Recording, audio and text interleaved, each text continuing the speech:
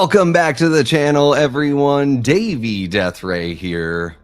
Holy cow. Could you guys hear me? Did everything just totally break on me? Okay.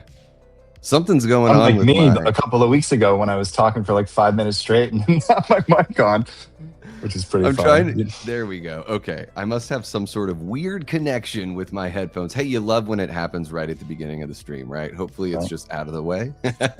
Davey Deathray here, guys, with a special late night with a Davey here. Gonna be talking some Friday the 13th, having a little franchise emergency meeting. And guys, we're very fortunate to have a very special guest, Mr. Vincent DiSanti of Womp Stomp Films. How are you doing, Vin? Doing well, Davey. Good to see you, buddy. Yeah, great to see you, man. It's been, what, just a couple months or so, a little bit more than that. How's 2026 treating you so far? 2026 has been off to a good start. Getting a lot of stuff ready over at Womp Stomp Films. A lot of projects are in development. We've been getting ready with Ghost in the Fog, which is on the way. We're going to be launching a new Kickstarter this Friday. And lots of stuff. I mean, there's in the professional world and the personal life, it's been going really, really well. Really looking forward to 2026 and getting some projects done this year. Awesome. Is there anything popping like very, very soon that everyone should know about? I think I've got the link for your Ghost in the Fog moving on over to Kickstarter. Do you want to kind of fill in everyone on that before we get so everybody should definitely be checking out the channel on Friday. We're going to be launching a new trailer for Ghost in the Fog. We have some new scenes that have been completed. We actually finished the end of the movie. We're working on the beginning of the movie right now because it's the most complicated. But because of that, we have a new trailer that we're going to be releasing that has my favorite shot in the entire movie in the trailer.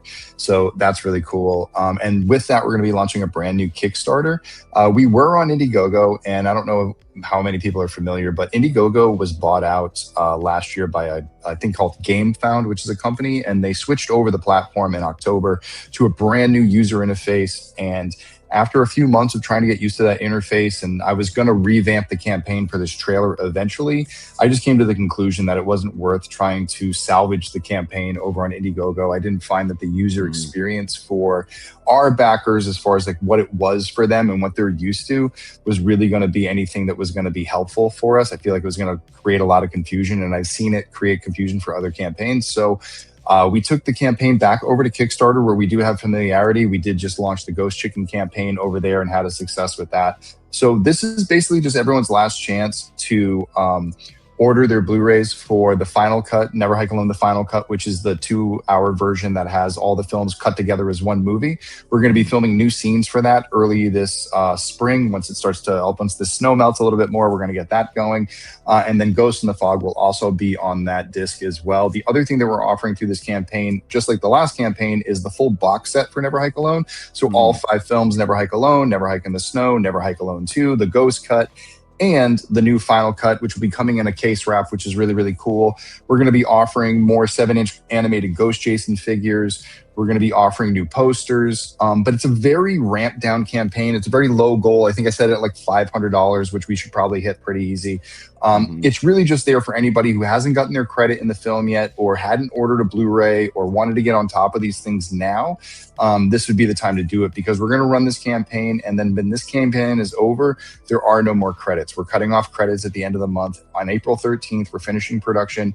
We got to get the credits done and start getting the film into film festivals. And in fact, through the campaign, if you're in the New England, or I would even say the tri-state area, if you want to see the world premiere of Ghost in the Fog, it's going to happen on Saturday, April 11th at the New Bedford Film Festival, a part of the Whaling City Horror Show block at 7 p.m. at the Steeple Playhouse. We're going to be unveiling the world premiere of Never Hike Alone, Ghost in the Fog, our first ever animated Friday the 13th fan film.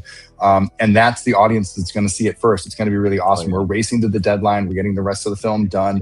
We'll probably show the film there, and then probably clean it up a little bit more over the summer, maybe pick a couple more things off. We're going to work on the credits. I started looking at some of the missing persons posters that we did for the previous campaign, the hand-drawn ones, which are really, really cool. So people are being turned into animated characters, which is going to be really, really rad. We had a really good time with that. yeah, it's really just our last call for that, and we're hoping to, you know, send Ghost in the Fog off with a bang. We're going to finish the final cut this summer, and then we should have Blu-rays out to everybody starting in September and October. We're going to start shipping everything, and then both films will debut on November 13th, Friday the 13th, this October. When a lot of other things, I mean, not October, this November, when a lot of other things should be also releasing for the actual franchise as well. Yeah.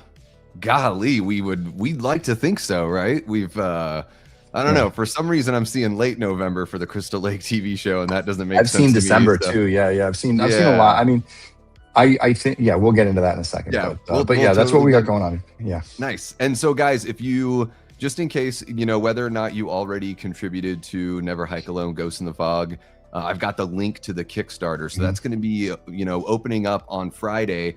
But you can go on over there and you can set a notification. So they'll let you know when it launches. You can hop on over, grab a little something, support the film and support Womp Stomp Films as well. So make sure you do that. If you're not subscribed to Womp Stomp Films here on YouTube, you're going to want to do that. They're getting really, really close to that 100,000 mark. So yeah, that's the other thing too. We're 99,600. We're 604 right now. So we're less than 400 away from our 100,000 subscribers. So definitely tell your family and friends. If you're not subscribed to the channel now, definitely do that. And if you go to the Kickstarter right now, you can sign up to be notified when we go live. But by doing that, you're also going to be notified when the trailer goes live as well, because it's all going to happen basically at the same time. Yeah, and if anybody's confused, I'm in Houston right now working on a commercial gig this week. So that's why I'm in a hotel room, and this is the city of Houston behind me, where the World Baseball Classic is happening. So it's just down the street watching Italy play Mexico, which is pretty cool. And my Italian paisans were hitting bombs and drinking espresso. So this is for the Team Italy, WBC, baby. They were just crushing the United States last night. I watched like half of that game. I'm like, okay, dude, I can't take it anymore. Guido power, I love it. Yeah, it was pretty impressive. All right, excellent. So, guys, you know, hopefully if you're watching right now, you've already hit the like button, all that good stuff. You're subscribed, or at least you're thinking about it. Those things are free. All that stuff is super fun. You can hype the video if you're watching it after the fact. That's super helpful. We've got a really fun, growing community here. The people in the chat are amazing. So, yeah, join us for all this craziness. We talk Friday the 13th. We talk a whole bunch of horror over here. Not only that, I love audience engagement. So we have a poll going on in the chat, just trying to gauge your guys' feelings on this Crystal Lake TV show, which we're going to end up talking about. And then there's a super chat goal. If you guys want me to do like a bonus late night stream this weekend that has to do with Friday the 13th, if we get 10 of those super chats that are $2 or more, we'll get a little bonus stream going on for you guys here. Ooh. So, all right, Vin, for those people Amy's that got maybe all the things. Trying to, you know, I'm trying to I try to get my commercial out of the way really quick. You're really good at that. You've got your like pitches down, and like, you know, dude, it's all from the hip, dude. Every time I just kind of like, I hit a stream and I just go. Yeah. You've refined it. You know, I can tell you've got, if you know, you were in the elevator with somebody, you'd be able to pitch your thing pretty well. So, for those people that might've been living, you know, not under a rock for the last 8 years, but maybe they are a little more casual when it comes to the deep dives and maybe fan films and all that kind of stuff. There's something that's like still new to them, or they haven't found these guys. Vin is the man. So Womp Stomp, I mean, you can tell your own story, Vin. I can do the abridged version. I first saw Never Hike Alone back in 2017, and I was like, oh my God, this is amazing. OG. Like, it knocked my socks off. I couldn't believe it. You know, fan films at that point, we weren't really thinking about them as like, you know, intriguing and on that level with the legit product. And then, you know, you see Never Hike in the Snow. Then I see a bunch of other fan films start cropping up, and I'm like, oh my gosh, this Womp Stomp. They kicked off this whole new wave of fan films that are higher production value, all this great stuff. And Vin is not only a filmmaker, but guys, he's a tried and true nerd and a lover of this franchise and other horror franchises as well. But Friday the 13th, safe to say you've got the corner on this. Yeah, Friday definitely is the thing that flows through my veins. That's for sure. You know, and Davey, I mean, you hit it off the head. Like in 2017, we released a film called Never Hike Alone, which debuted at the Telluride Horror Show. And since then, you know, as I describe it, like my life has never been the same. I've been slowly like consumed by Friday the 13th to a probably unhealthy level, changed my entire life around. But I mean, I mean, as a fan, I went from someone who loved the series, getting a chance to make a film about the series, have that series, or have that film and the series that I was able to make for that sort of embraced unofficially by the franchise, alumni and fans and things like that. So the people who have discovered really, really love it. And yeah, just been and it all came from a place of, what we're going to talk about tonight, which is being a vocal fan for the franchise and wanting what's best for the franchise and, reacting to sort of what we've all had to deal with over the last, decade and a half, ever since I would say, the end results of the Friday the 13th remake in 2009, all of the, the issues with them trying to reboot the series and struggling and not being able to do that. And then, they had the game, but then they couldn't get the film rights off the ground because, Sean got sued and that ended up killing the game. And, what was left was a series of fans who rose to the occasion. And, Never Hike Alone, to a certain degree, at a certain point in time, was the right fan. It was the right fan film at the right time. There were fan films that came before us. There were certainly high-level fan films that came before us that inspired me. That Star Trek has a very long history of like very high-level fan films. There was Dirty Laundry with Thomas Jane, and there was Batman. I'm trying to remember that. Batman Dead End, and there were things that were that were creeping up on that like industry level. And then I think once Never Hike Alone hit and we did it for $50,000, it looked like $1 million production to some people, and a lot of people consider it a part of the franchise. But it inspired a lot of fans during that time when Friday the 13th was really struggling to, reconnect with its fan base because of the lawsuits and everything else that was going on. There was a lot of negativity. The point of the fan films was to bring some positivity to the fan base, is that there was actually new stuff happening, that, fans were pursuing different ideas and using different films as jumping off points as a way to sort of express their love for the franchise. And lo and behold, you had dozens upon dozens, maybe hundreds, at least 100, I would think, fan films were probably made in the last 8 years of different varying levels. But it was all about the participation. And I think that Never Hike Alone set a bar, and I think that it just made everybody else aim a little bit higher. And so we got to see some really great effort from a lot of great fan films, and they hit the market. And then when the lawsuit finally got settled and the Jason universe was born, we've been sort of in this 2 or 3 year anticipatory mode of what is this Jason universe? What are we really doing? And we've seen some stuff come out and we've reacted to those things. We've had different figures get released. We've seen Jason pop up in different games. We obviously got Sweet Revenge, which came out last fall. And now, everything's building towards what people really want, which is a TV show. Not so much the TV show, I would say, that people really want. It's going to be there, and it's going to be the first thing that's of a high level that we're going to ingest, as far as fans go. And then there's also, a feature film, which everybody is waiting with bated breath to get some information about that. And then there's a new video game that's on the way. And, those three things are going to be the cornerstone of what sets Friday the 13th up for the next however many decade, 5 years, whatever it is. And I remember, the Jason universe talking to the Barsimians, they said right up front, they have a 5-year plan of what they want to do with Friday the 13th. They have very specific goals that they want to hit. And that's going to have to set it up for me. And I think a lot of other fans is the goal should be set something up that we're not just talking about 5 years worth of films. We're talking about another 10 to 15 years worth of a franchise that we can continually roll these films out and keep the fan base well fed after sort of starving them to death for over a decade. Yeah, for sure. I mean, we're kind of at the point now with that franchise where it's where is what the David Gordon Green Halloween trilogy did for that franchise? Regardless of how people felt about it, they made a bunch of money and reinvigorated everything. So yeah, we're kind of looking for some sort of now you have a new a new Halloween show that's going to be coming out. They had their trilogy. It doesn't mean that Michael's dead, but Michael can sort of go into a dormancy after having a supreme rule over everything. You know what I mean? Halloween ruled the time, and we're going to come on to the time of Friday the 13th. And it's very important that as they step through each one of those major milestones, that they learn from what they've done so far. And I think that that's really going to be the telltale sign. It's how much did they learn? How much did they listen? And, how are they going to adjust going forward? And Brad Caleb Kane and the Crystal Lake TV show are going to be sort of the first out the gate to, I hope, do what Never Hike Alone did, which is set the bar high, aim high. And now everything else should follow this as a standard of this is the type of television. This is the type of storytelling. This is the type of everything that we want to bring to the franchise for the future. This is the new franchise. This is what we're doing. And I think that's going to be a very interesting, it's going to be an interesting year, really kind of leading up to that, because it doesn't sound like it's coming till the end of the year.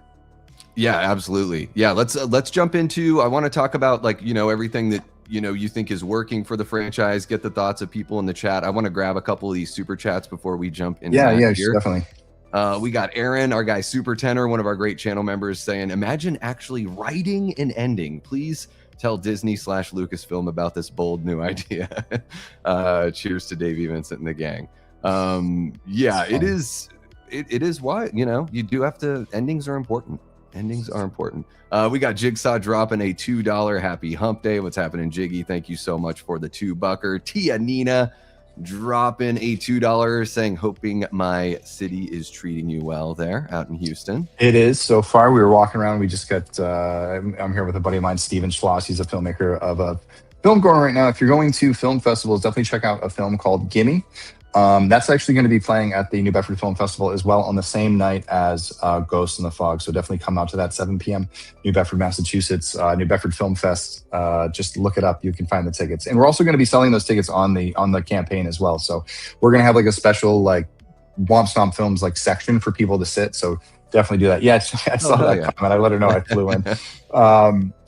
So yeah, no, I think that like when it comes to, you know, what we're looking for, you know, so we want to go over like sort of where they're kind of at so far with the stuff that they've accomplished. Yeah. Let's just talk about like what's working for the franchise. And I mean, I think like, you know, obviously I want your thoughts because you're kind of locked in, and, you know, you've spoken with people that are, you know, kind of on the inside of this. You're also like just the consummate fan as well. But I'm starting to finally feel positive about the Crystal Lake show side of things.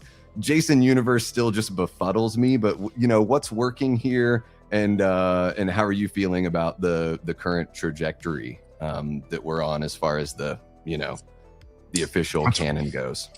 What's working, huh? Well, I gotta say, let's start off on a positive. I think there really is a positive is the fact that, I don't know if you guys saw, but that Manhattan Jason that they're going to be releasing with NECA, I think that's all awesome. I'm very happy that, you know, Part 8 and that was part of the Jason universe coming together. That is something that was sort of unlocked by what they were able to do. And I remember that, like, there was a long time ago, there was a YouTuber or somebody who was a streamer who was claiming that, like, all of this stuff that mentioned Friday the 13th, the game, in an early press release, they were saying, well, Friday the 13th, his game is coming back. It's coming back. You know, all these people are kind of doing this stuff. And at the end of the day, the way they were able to get around this and the way they're able to get Part 8 Manhattan and what is the other one they're doing? I know that they did Savini, and then they're doing one more, I thought. Jason Goes to Hell doll, maybe?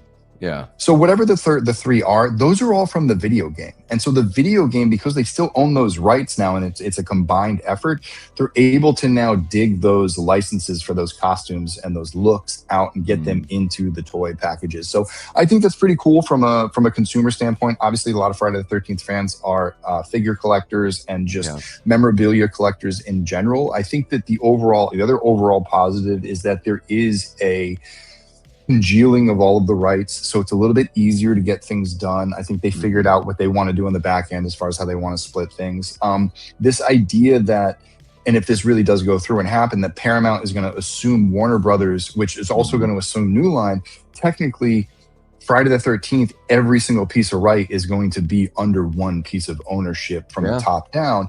And, you know, since it will be the parent company, Paramount, owning Warner Brothers and New Line, there's going to be a hierarchical thing there. It's not like it's just like they can tell them what to do. There still is some cross boundaries, but it's just going to get easier. I think where you're going to see some great bonuses as a Friday the 13th fans, probably like home video release stuff. And they won't like, in the past, it was really tough to get all of the titles under one boot. And we just did that complete box set. But I think you're going to see other versions of that come down the line as more things are done.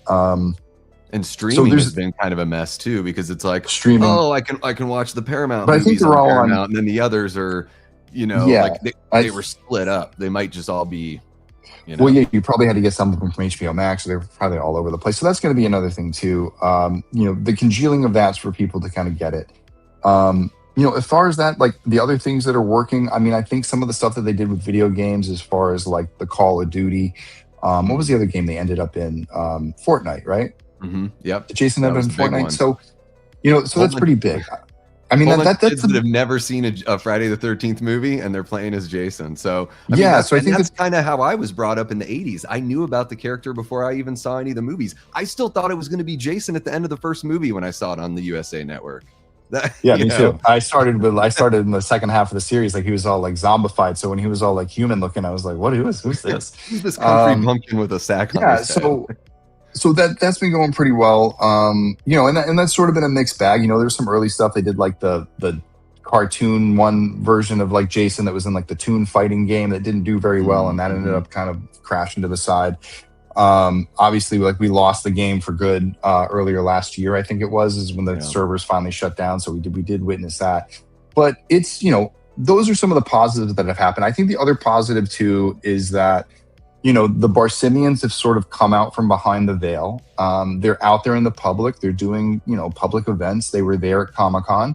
They were there at the Sweet Revenge and, premiere, which I went to, and they were approachable. And they are, very nice people, and they seem to have the desire to do something good. How well they understand the franchise from a fan standpoint, I don't think that they necessarily, they're so, it's like you can't see the forest through the trees. So because they've been inside baseball those entire years, it's not like they've been at the head or the forefront of the development of the films. They were there as monetary investors earlier on there, and Sean was really kind of driving the force. And even Sean, to a certain point, handed that off to the Mancusos. And it was the Mancuso family that really drove the development and creation of those films over the year, with Sean collecting the paychecks and Sean not really coming back into the fold until Jason Goes to Hell. And I don't know if anybody has seen the Adam Marcus documentary that just came out, The Heart of Darkness, the making of Jason Goes to Hell. There's a lot of great information in there about like Sean's involvement and the way that he got, the rights went to New Line and sort of started like that was sort of the start to me of the real downfall of Friday the 13th. It went over to New Line. It started the thing where like, well, we have Jason and we have these things, but we don't have access to Tommy Jarvis. We don't have access to the Friday the 13th name. You can only do things that say Jason in it. And it started this weird sort of like hodgepodge of what Friday the 13th meant. And it really kept whittling Jason down into that singular formula and then trying wild different things like Jason X. And they finally made Freddy versus Jason happen. And then they did the reboot, which was something that, like, again, those rights went back to Paramount. And that's how they were able to do Friday the 13th and able to do that. But then they had it for 10 years and didn't do anything with it. And so that was really the kind of the big thing. So in stepped the Barsimians through all of this stuff to kind of say, like, okay, this investment that they made way back in the 1978 when they gave Sean, or 1979 when they gave Sean that money to make Friday the 13th, they were the original investors in all of this. So really they're sort of like kind of stepping up and finally taking the reins, which I think is really cool. I don't know how much they've been involved behind the scenes up until then, but they are definitely, driving it now.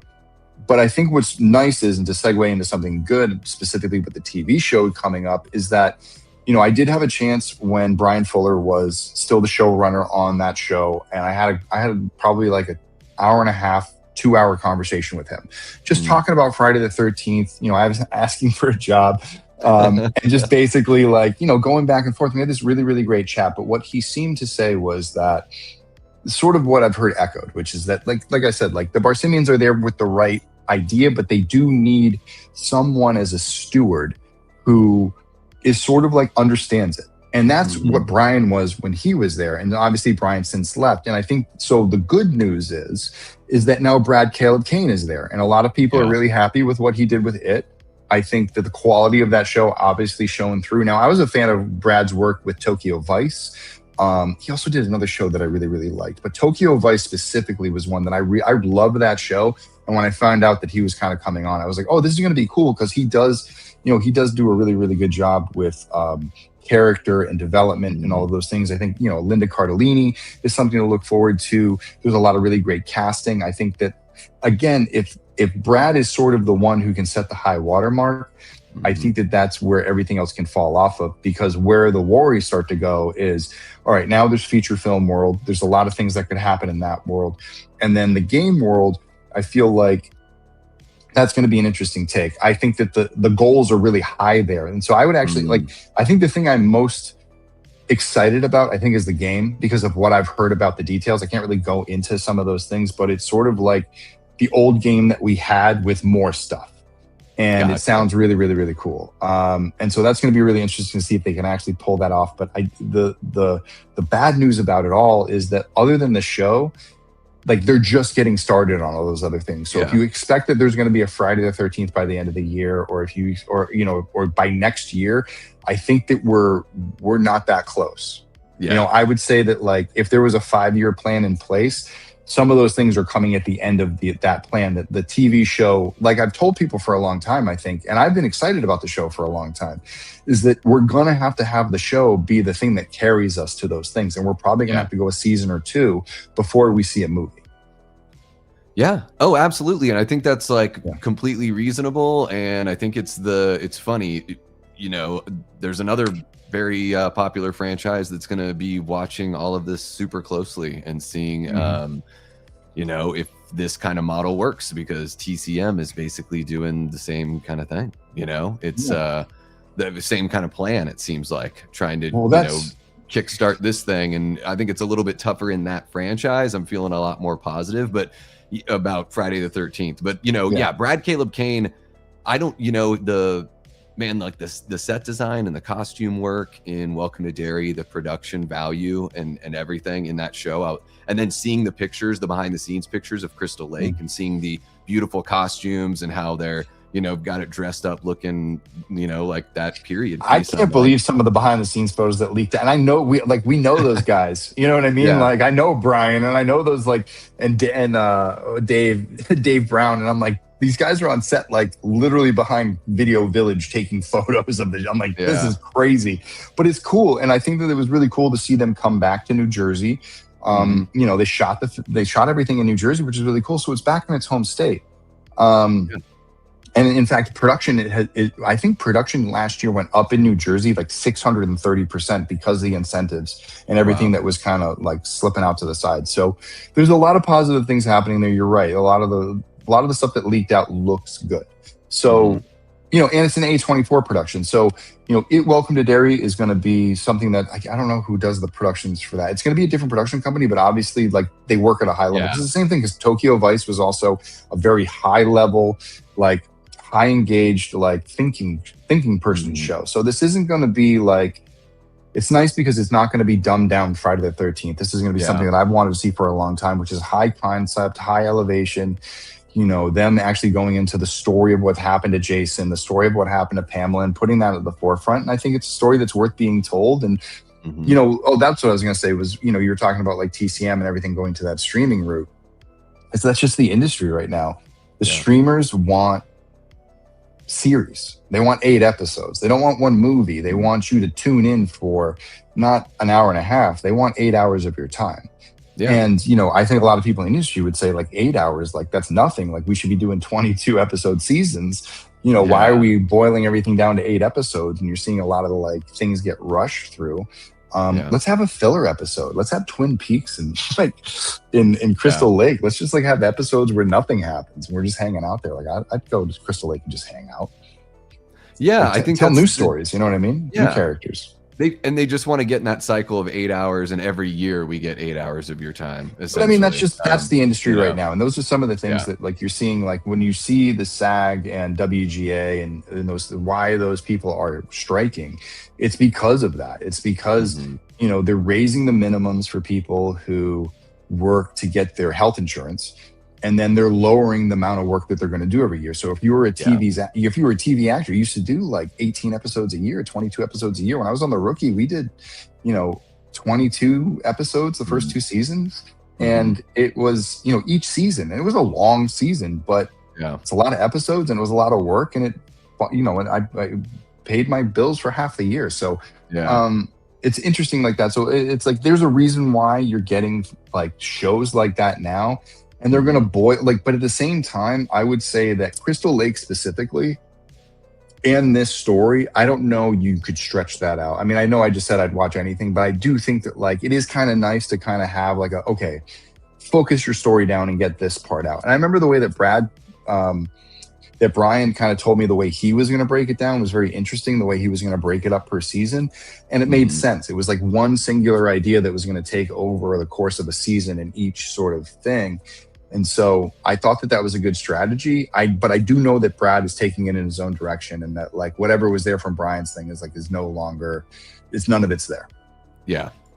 Well, and I think that will be okay. I think like, you know, the way that that Welcome to Derry sort of carved its own path, like I thought it was the most interesting thing I've seen from like the It world. Like I don't think those movies are anything like, you know, whatever. But watching that TV show, I was like, oh, I'm interested in how they're putting this show together and making and building this little world and kind of like creating their own foundation. And I know you're a big Pamela guy, and you've like, you know, opened my eyes to how, you know, awesome this character is and this incredible opportunity to rebuild the foundation of the franchise moving forward. Like a brand new launch pad that really does pay respect to like the reason for the season, which, yeah, Pamela never really got her due.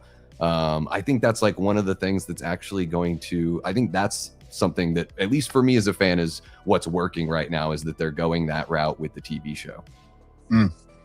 Yeah, and I think that that's going to be interesting. I mean, you're probably looking at 3 to 4 seasons if it does well, which is really, really nice. And that's going to carry on, you know, a lot of, you know, and that's going to be the question. I think what's going to be a really cool thing is that there's sort of like the Chucky TV show, and then there was the Child's Play movie that came out.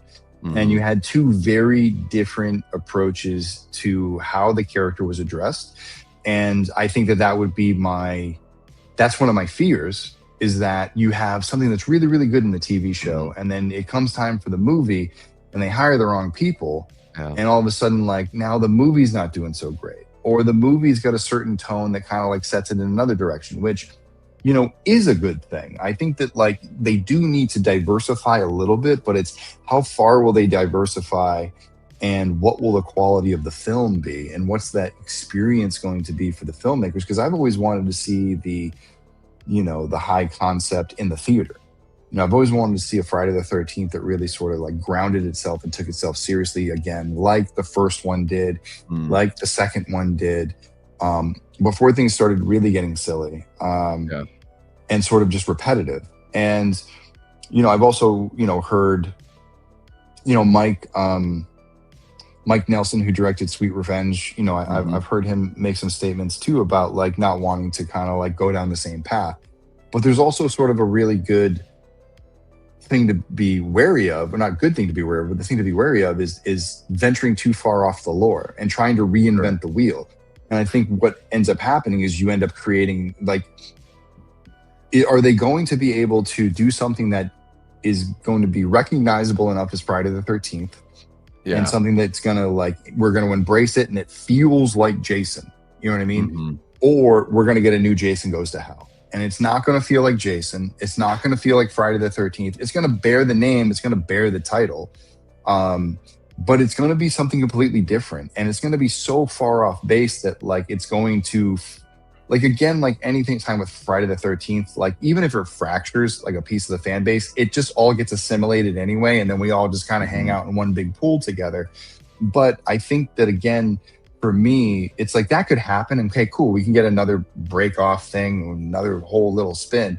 But I really think the thing that I'm holding out for one day, hopefully, is like this film that really kind of like exceeds the expectations of what anyone ever think. And that's sort of what I did with the Never Hike Alone series. Not to say that like we reinvented the wheel with anything, but I feel like what I was trying to do with that series, and what I hope a filmmaker can do with a new film, is bring audiences back into the world of Crystal Lake, bring audiences back into the story of Jason Voorhees in a way that feels fresh, but it's so baked and enriched in the nuances and the vibe and the energy and everything else that like makes those films, those early films, really connect with us, that translates over. And I think that's such an important part that's so hard to really explain how to do it. You just sort of have to be so conscious about every decision being made, that nothing can be overlooked, or it's just going to be another sort of soulless remake that I think will harm the long run. And that's my ultimate fear, is that like, is that first film going to be able to set up another film and another film and another film? Are they thinking films ahead, or are they just so focused on making one film that they're going to leave all this room open for like the same old stuff where like the films don't really connect? The Jasons don't always really look the same. Yeah. You know, there's all these little continuity errors that just sort of like pull at the strings of your experience of being like, you have to get over the fact that things look different every single film. Yeah. Not just lock in and be like, okay, now the film always, the guy, like Jason always looks the same. The tone is always at this level. Like it's just consistently good. And I think that that's something that I've always wanted to see out of a franchise, which, you know, if you go back and you look at all the films, there is a lot of up and down. You know what I mean? Especially towards the back end. I mean, the front end is mostly good. But I mean, you start getting... Go ahead. I'm sorry, I've been rambling. No, Jason is like, you know, parts 2, 3, and final chapter are all like on the same weekend. And it's like Jason looks completely different in each movie. Right. Yeah, he like ages rapidly. You know, so it's, I guess, you know, 3 to 4 is like pretty consistent, right? They gave us like a relatively consistent. But yeah, I think the trick here is to line something up with the show to where they can use the person that's Jason in the show and usher them into a film and have those. I don't know. I don't feel like, or else there is going to be that. No, there is. I really, there is going to be a divide there, because I don't think that the Jason they're building for the TV show, I don't know what that Jason's going to be. I know sort of what Brian was going at and where he was leaning. And so I knew that was sort of like a storyline that sort of comes to a conclusion. Like there is no beyond for that sort of Jason, if you can kind of pick up what I'm stepping on. And I think what the theater needs is the straight up undead Jason. We need Revenant Jason out there. We need something that is sort of like this guy and these Jason, some Jason Lives action. Yeah, not this guy. We can get one of these down the road, another one of these. But for now, it's sort of like this one. Yeah. And which, I mean, it's kind of nice that these two Jasons are side by side, because this Jason essentially became this Jason. Yeah. This is just that Jason many, many years later, you know, after 20 years of like kind of hanging out at the camp. And that's sort of what I want. I want this unstoppable creature that has supernatural lore and sort of like unique supernatural abilities, not like a Superman or like he's going to teleport or any of that stuff, but that's something, or you know what? I mean, I think I would rather have a teleporting supernatural Jason in the theaters and, you know, grounded Jason on the TV show, who is like really, really super grounded. But I think that there's a way to also, like we did with Never Hike Alone, get your cake and eat it too, with having a supernatural Jason that can do all of these different special things and have the super strength and kill people in really interesting ways. But the core underlying story of like the heart and the character and what's driving the motivations for the characters, I think that's something that's got to be, you know, like I said, like whoever's figuring out movie number 13 could also have 14, 15, and 16 sort of lingering in the back of their mind, being like, I got to leave stepping stones to get to these other films, or the film's going to be starting and stopping again. And then, you know, there's no guarantee. You know what I mean? The film market is going to become a very competitive market. Friday the 13th will always have a place within the market because of its staying power, because it has all this legacy and it has this built-in fan base. But as that fan base gets older and newer generations are the ones who are consuming, if they can't lure those new fans in, then we're going to be in a lot of trouble. And maybe they spend so much time trying to get new fans that they, you know, all their old fans kind of back away as well. So it's going to be, that's why it's such a delicate balance of being able to live in both worlds, which is why you have me on the show, because I've lived there. You know what I mean? I think, and a lot of people will come down on me and act like I'm an asshole just because I, you know, have an opinion on Friday the 13th and I'm not afraid to share it, but I feel like I've lived there. How dare you? I know. It's like, I feel like I have, and the thing is, like, sometimes you say shit and like people just, you know, they're going to have a different opinion. I think we learn from that. And I think that Friday the 13th has such a diverse fan base that like, you have to have the discourse. You've got to have the arguments. You've got to have the pushback, because everyone is sort of right to a degree, but it's two people who are right arguing who come up with like sort of like a related truth that kind of like unveils stuff. I mean, there's things that like people have debated me over the years, and it's made me think about the character different, and it helped me make Never Hike Alone better. Yeah. And so I feel like that's sort of where I'm at with this, is just sort of like, I spent 8 years going from Never Hike Alone to Never Hike in the Snow and Never Hike Alone 2. I've had you know, I asked for it, but I had fan expectation on my back. You know what I mean? People put a lot of expectation of what they wanted to see out of the Never Hike Alone brand, and how we were going to conclude that. I was, you know, I had the ability to work with Tom Matthews to bring back the Tommy Jarvis character and bring his story to a conclusion, bring the Jason Voorhees story to a conclusion. And I feel like there's a good template in what we did to say, like, look, we took all the elements of the franchise, we put them all in this sort of series, and we let them play out. And we came to a conclusion that I will argue is better than what they came up with in part 8. It's a better ending than what they came up with in part 7. It's a better ending what they came up in Jason Goes to Hell. It's a better ending than 2009.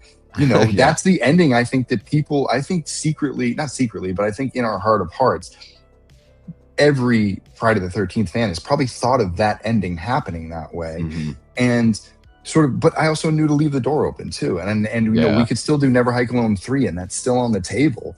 And I think Never Hike Alone 3 would make a fantastic Friday the 13th part 13. I think that picking up that story, it would be able to bring in its own story and start on its own without having to even like do anything with Never Hike Alone in the theater. It would just be like, if you've seen Never Hike Alone, that's your bonus entry into knowing where we're at. But you could never watch a Never Hike Alone. You could never watch a Friday the 13th and walk into Never Hike Alone 3 or Friday the 13th part 13 if we could ever pitch it. And people would enjoy that ride just like Never Hike Alone.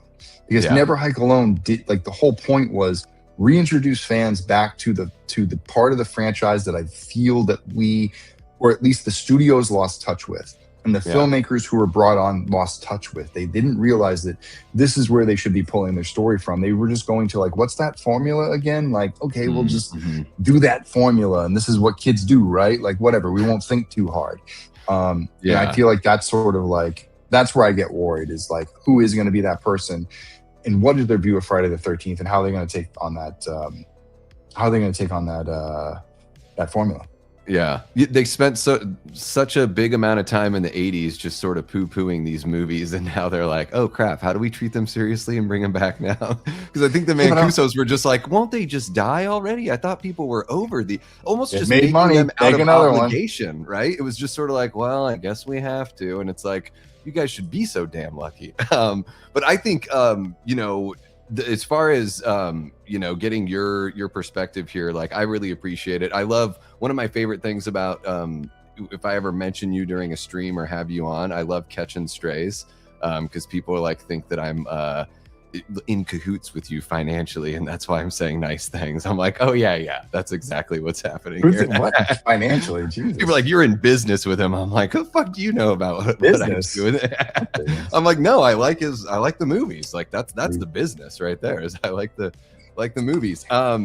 Now moving over sometimes? Jesus. Yeah, I know. God forbid. I was telling somebody before the stream, I was like, it's really funny. The first time I met Vin was like, I didn't even know it, but I was going to interview him that day. And I was super nervous because I really liked your movies, never met you before, you know, literally had to look up to you, but also was like, oh, this guy's like doing the shit, you know? So I was like, yeah, it's tough to not fangirl around Vin. It is, but it feels more normal just chilling out now as we go on. I'm just like a big nerd. I just like hanging out and talking away. So yeah, no, it's great. I love it. Let's talk about what's broken.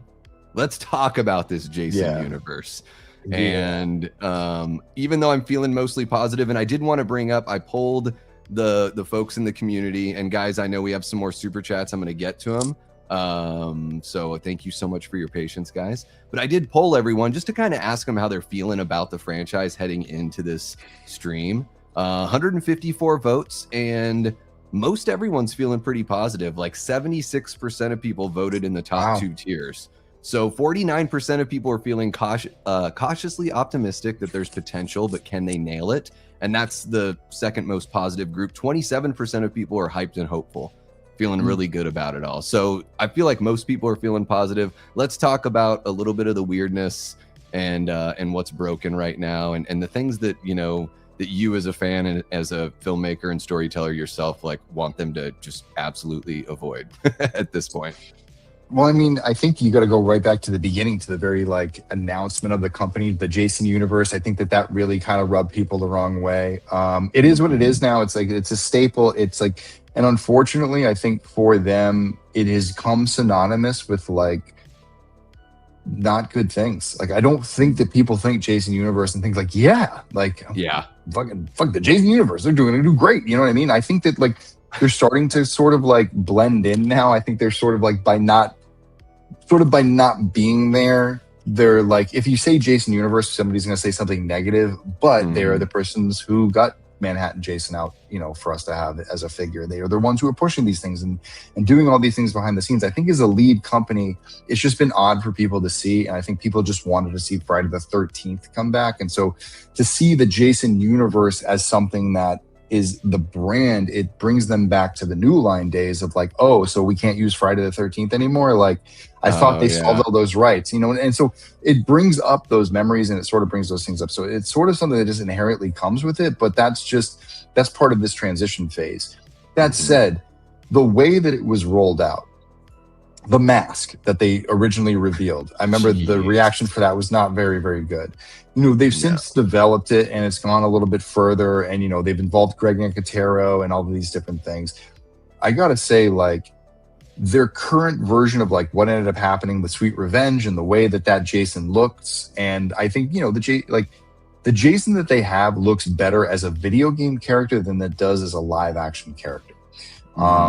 I don't think that the Jason and Sweet Revenge, and we should probably just get into Sweet Revenge, I guess, in general. Yeah. Some of the things that kind of aren't working.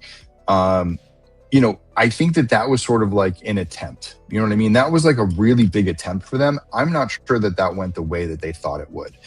For anybody involved, I don't know if that was a really good sign of the way that you should bring a production together. And let me review this, because I'm not just trying to talk out of my ass because like, well, you know, someone else tried to make a Friday the 13th thing, so I got to shit on it. Like, you have to understand, like, I want to like things, okay? I really, really do. And if it excites me, that's just going to make me more excited for the franchise. It's going to give me more ideas. You know, Sweet Revenge, you know, if you kind of like before we even talk about like the film itself, let's talk about how the film came together. You have Greg Nicotero working in a vacuum, making his own style of Jason that's really not being tested yet on set. It has, you know, you're not doing camera tests, you're not doing costume tests, you're not doing anything of that nature. You're just developing a mask in a vacuum to just sort of be a reveal and sort of do stuff in the thing. It's not going to be used yet. Now you're Mike Nelson. You're told, hey, we want to do this. We want you to do a short film. But the short film, you have to somehow tie Angry Orchard hard cider into your story and into the title and all of these different things. And so we're going to do that. Oh, and by the way, you can't decide the look of your Jason. Greg Nicotero already decided the look of your Jason already. And this is the way it looks. And this is how it's going to be. And so, and also you only have 6 weeks to put this all together. And here's some money, go do it. And figure out how to do it. And so, you know, granted that is sort of a great excuse if I was making a fan film. You know what I mean? Like, hey, you know, I don't have all the resources in the world. I'm working from, you know, I'm putting from the rough over here, like as it is. Like, I'm pulling these resources together, asking people for a lot of favors because I'm an unofficial thing where no one can get paid. This is an official project. This is going to be the first thing out of the gate with a live action Jason in action running around. This has to be really, really important. This has to really kind of be a standout thing. And if you're going to do this as like a long commercial, like over exceed expectations. Yeah. You release what you release. Now, you can say what you want about it. You know, there was a very mixed release on it. But what I would say is the end result. Let's jump to the end result, which is the film didn't get as many views as they thought it was going to get. Didn't get as many views as Never Hike Alone, that's for sure. But let's not even talk Never Hike Alone. Let's talk about, it didn't get as much views as Vengeance. It didn't get as much views as Roseblood. It didn't get as much view as Jason Rising. It didn't get as much views as like half of the fan films that I've seen that absolutely crush it on YouTube. And you're telling me the official Jason universe and an official Friday the 13th franchise production gets released and it can't garner views on the #1 platform for viewing content? There's an issue there, because if Never Hike Alone garners those types of views and exceeds that with the other type of things, there might be something broken in the kitchen. And probably because of it is because there were decisions made in 3 different vacuums, and then they were put in a hyper extended schedule, and then also for delivery as well. And then what's the other thing that happens to this? not only does it go on YouTube and it does it underperform, that when the campaign is over, it's pulled off of YouTube.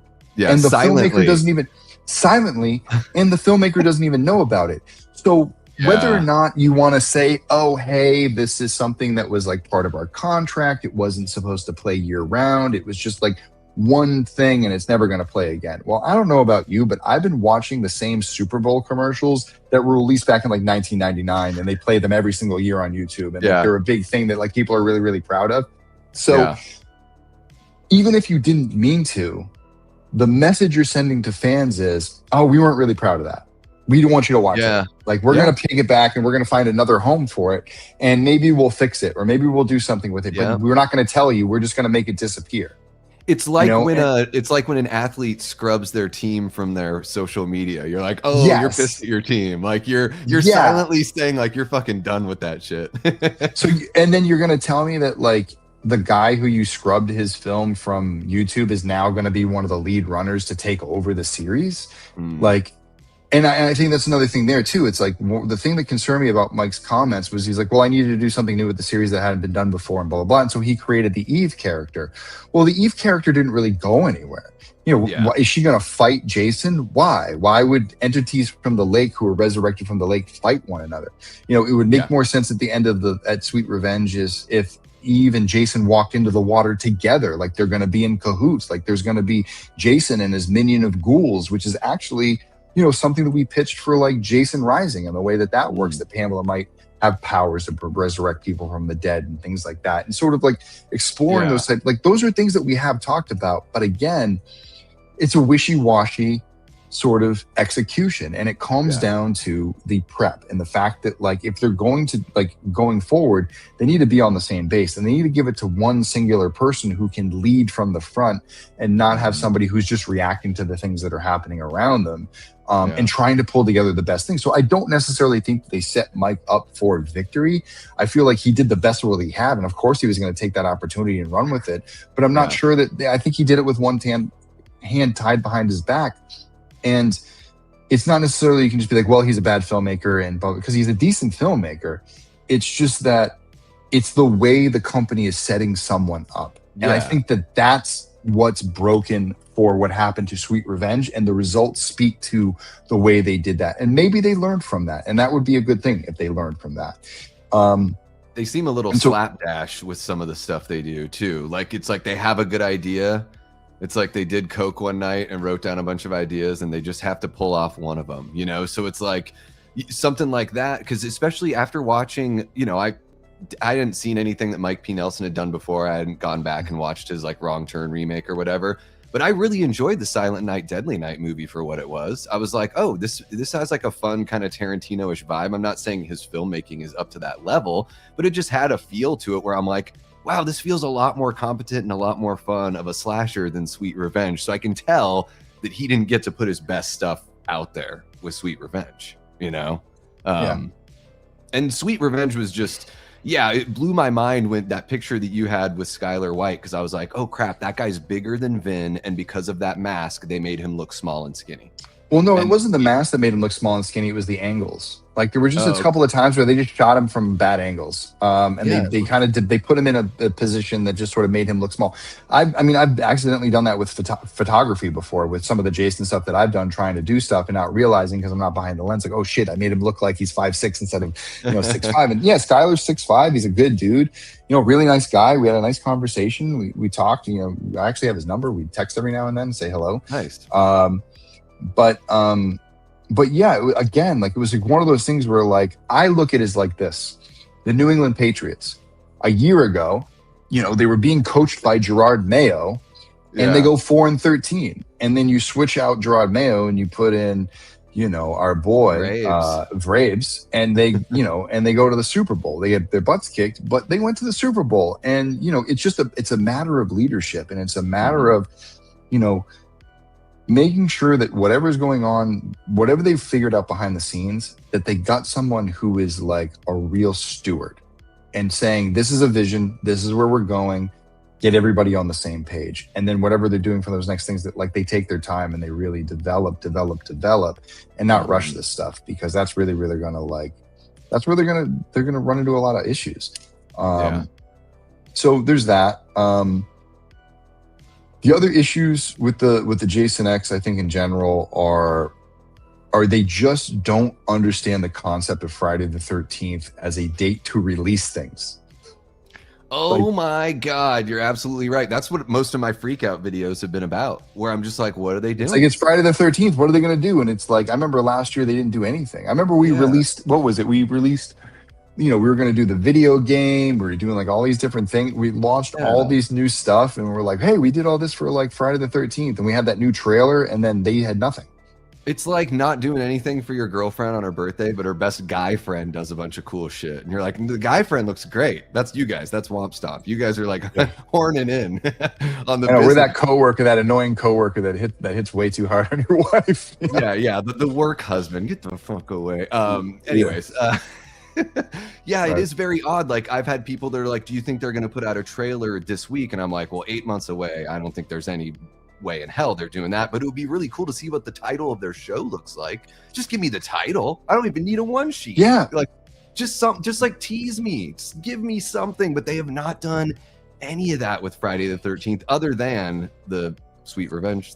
Was that even on a Friday the 13th? No, it was in August, and it was like Friday the 15th or something stupid like that. I gotta say, the event, if we go back to what positive, the event was a lot of fun. They did that right. I think that was really, really cool. I think that there are, and that's what I said. I pitched it to the Jason universe. I was like, listen, if you're going to do it with Angry Orchard, like, and you're going to call it Sweet Revenge, you have Never High Cologne at your disposal. Partner us with anyone. Get us any budget, and I will deliver upon you many views on YouTube. Well, you had the idea that you told me about at Mad Monster. I won't say what it is, but you had an idea. Was it the PSAs? You had a commercial that was guys going out for like a bachelor party, kind of. Oh yeah, well that would be like a 13-minute like short film. There's that. There's Bachelor Weekend, which would be great. That's its own thing. You know what I mean? And I think that those are cool. I think that like the franchise should do 15-minute, 20-minute short films that would, give different filmmakers like me, like, other, and other like higher level people, like a chance to just go out and do something fun and add without, you're not doing a lot of damage to the brand. Like, obviously, like, Sweet Revenge wasn't the greatest thing in the world, but it didn't damage the brand. It's not like anyone like is sworn off Friday the 13th since then. They just said, nah, and they moved on. And that's what it was. I feel like it's going to be a little bit harder felt with a feature film. But these little shorts can do a lot of different things, and I don't know why they don't do it more. Well, and I think one thing I wanted to talk a little bit about, what fans want, and I think I am hearing a lot of people that they just like, just give me a movie. They just and that's what most people are saying. Yeah. The grand plan thing isn't very important to the casual fan, but I think like the hardcore nerdy fans we don't want to have what happened to the Nightmare on Elm Street remake or the Friday the 13th remake. We don't want it to just die. Like, we want something to kick off brand new, hopefully have somebody that can play Jason for 3 to 5 films, something like that, 10 to 15 years of movies that you can make. And but with the fans wanting that, there is that danger that they're just gonna shovel something out really quick, right? That'll just fall flat. They're stuck in this weird spot. And with the Barsamians, it's interesting because they sort of started out like the Akkads with Halloween, like funding it, but then the Akkads morphed into like a creative and funding entity. But now the Barsamians, they're coming back in as like this creative entity. It is an interesting spot. So it's very similar. Yeah, I feel for him, but at the same time, it's like, I don't know. That's why I always say, just let Vin have a seat at the table. Just hear him out. You don't even have to do everything he wants you to do. And I'm not saying, because again, I catch strays and I'll catch them all day for my guy Vin. But I'm like, just let him in for the fucking conversation, because I feel like you are sort of like the voice for a majority of the fans. I mean, I feel like, but it's the thing. Like, I'm not even a voice for like a specific fan. I understand all fans. Like, I understand the different fandoms. Like, I don't just understand my own fandom. I understand the other pieces of the fandom because so many of my other friends love other parts of the franchise, and I've heard them pitch to me over the years. That's why. It's not because I think that I'm all knowing. It's that I've spent a lot of time listening, and I just want to be a sounding board to be like, when I'm in a room and somebody brings something up, I can tell you like, well, this is what the fans are going to think. And it's not even to be there because I really do think that that could be detrimental to a meeting. You know, you don't want to be there, well, we can't do this because the fans say it. It's, well, if you want to do this, this is what the rub is going to be. So how do we circumvent the rub, or do we accept the rub? You know, that's sort of it. Yeah. It's just it's less about trying to say like, well, we can't do this and we can't do that, because like, you know, people told me that Jason can't shoot a bow and arrow. You know what I mean? Yeah. He shot a bow and arrow in 2009. He shot a harpoon gun in part 3, but we can't shoot a bow and arrow. You know what I mean? Like somebody actually got mad at me on Reddit the other day because they said, I don't want you to take the franchise because you put a gun in Jason's hand. And I was like, but he never pulled the trigger. He just pushed it out of the way, and the guy shot himself in the head. I'm like, I didn't make him use the gun. The guy used the gun on himself. And Jason just sort of like, Jason was just as surprised as you were. It's like, that was the funny part. But there are little things like that. And knowing, like, I understand what I was doing. I understand that was a faux pas thing. And like, but I also try to do it in a way of like, yes, obviously I wouldn't have him grab the gun and pull the trigger. It's got to be something where he creates a chain reaction. And so it's a little detail like that of being like, nope, don't have Jason pick up the gun, have this happen instead. Or yes, you can have him shoot the bow and arrow because it actually ties into part 1, because Pamela used the bow and arrow to kill Bill and had them all lined up on the thing. And, you know, there was a whole thing with the archery range, and that was such a big set. And I remember one of the things as a kid watching Friday the 13th was when I picked up the VHS tape, one of the main images, one of the press kit images on the back was her standing by, Brenda standing by the target. And so archery is a part of the franchise. Yeah, exactly. And so it was always it's always been there as an element. It just hadn't been used. It's like having a feature on a car, like having 4-wheel drive and never going off road. You know what I mean? So that's the type of thinking that I try to bring to it. It's like, listen, you guys have this really neat thing you're not using. Pamela's head. You know, Pamela's head went dormant for, you know, every film after part 2. Why did that never come back? And then when they tried to bring it back in 2009, they stuck her in a bathroom wall, and they didn't have it play into anything into the film. It wasn't used as a plot point. It wasn't used as like a leverage thing against Jason.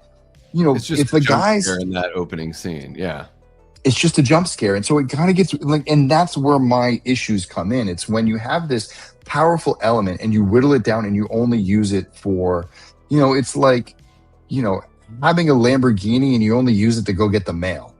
Yeah. You know, you just drive down to the end of your driveway and then drive it back. You're like, why do you have this car? You know what I mean? Even the LJN video game from Nintendo had uses the head as the boss flying around. You know what I mean? Like, yes, you gotta like get that sweater because it protects you from damage from Jason. Well, look at what they do in Jason Rising. I mean, Pamela's head is decapitated. She's walking around as a headless corpse, and then towards the end of the movie, she puts her head back on and she becomes super powerful. You know what I mean? Like, you're using elements in a fun and interesting way, and I feel like that is more Evil Dead than what Adam Marcus was able to accomplish with Jason Goes to Hell. I know that Jason Goes to Hell leans into Necronomicon lore, but Evil Dead vibe, I get that from Jason Rising and what James Sweet brought to it. And so those are the, again, like if you look at sort of me being in the room for Jason Rising, being able to just shout out these little things and being like, ooh, you have this opportunity. Ooh, you have this opportunity, blah, blah, blah. And like, we sat down and I was like, you know what's missing from this film? A scene where we just see Pamela grabbing the head and putting it on her shoulders. I just want to see that. And what happens? We go up to James's house. We recreate the entire Pamela cabin in his garage because they had a storm where they filmed it and the entire forest fell on top of their camp. So they had to like resurrect all the things from the camp, pull it to his house, and we shot just that scene. And it's such a cool little transition.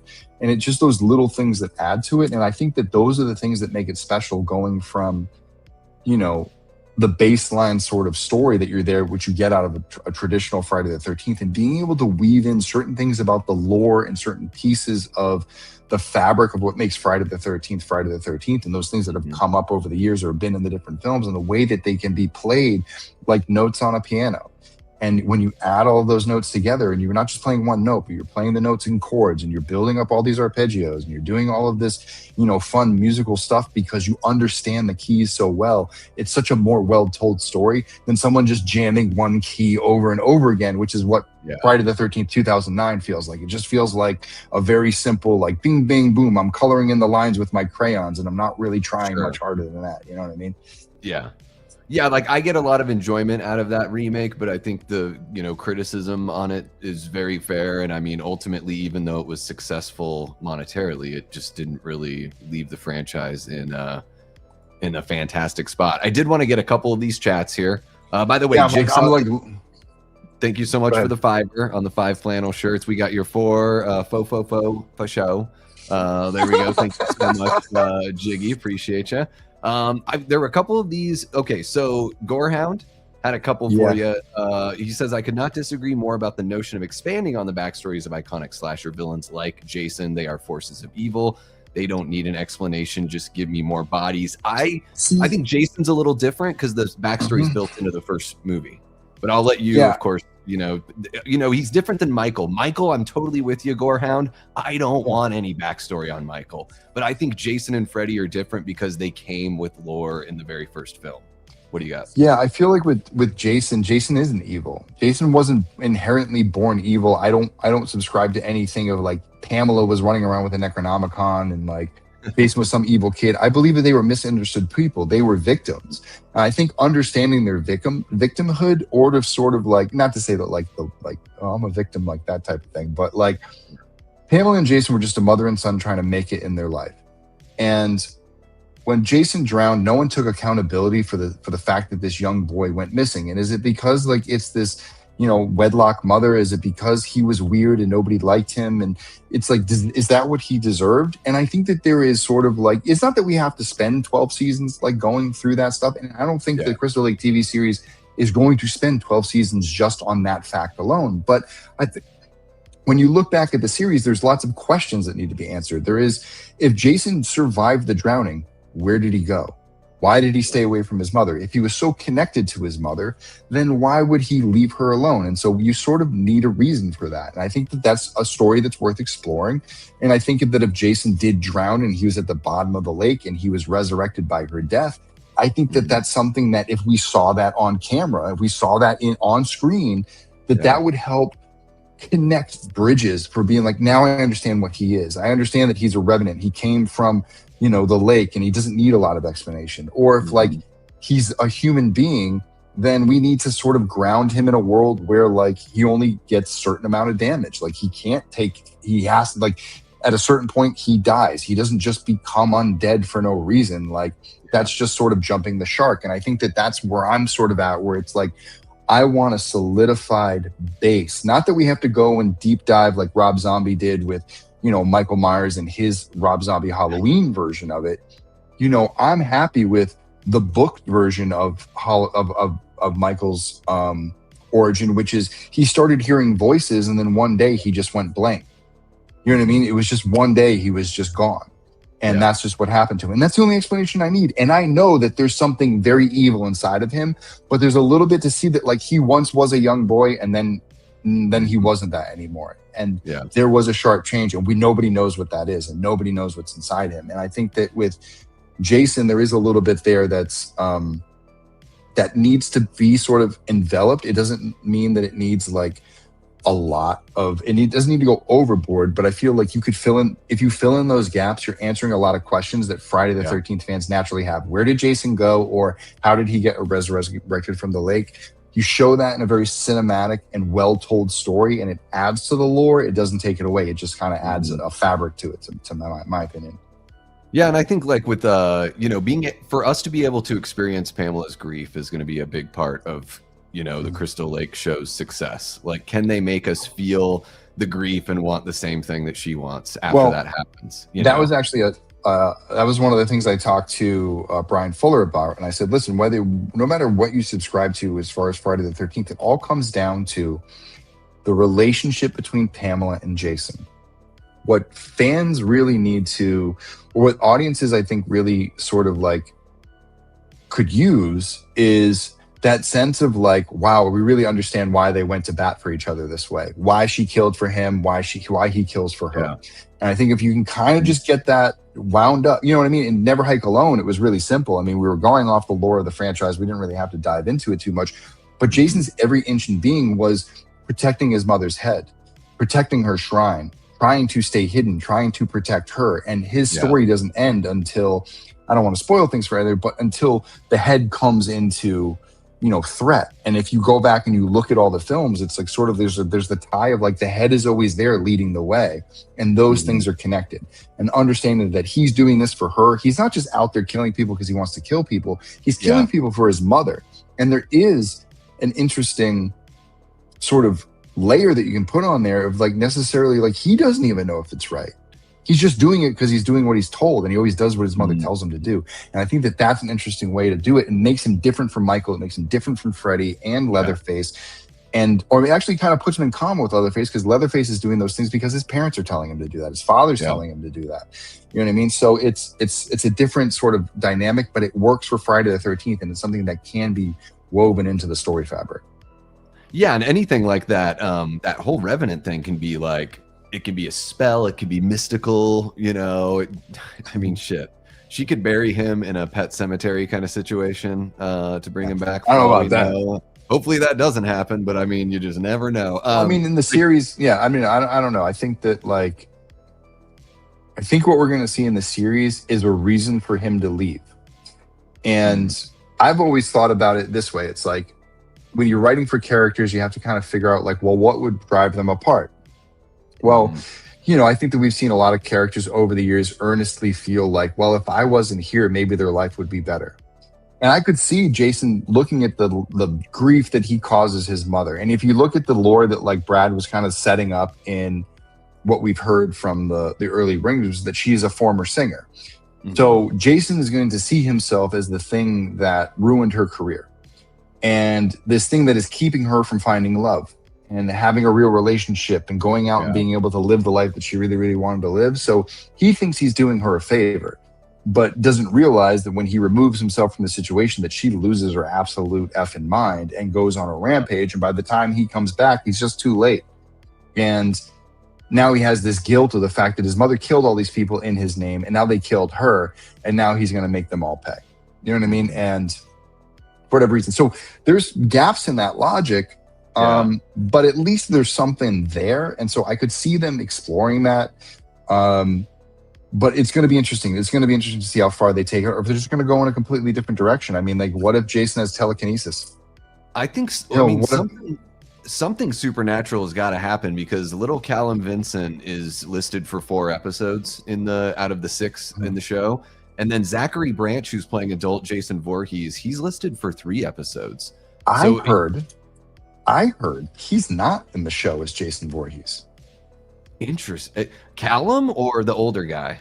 Older guy. So interesting. I talked to adult Jason Voorhees on IMDb.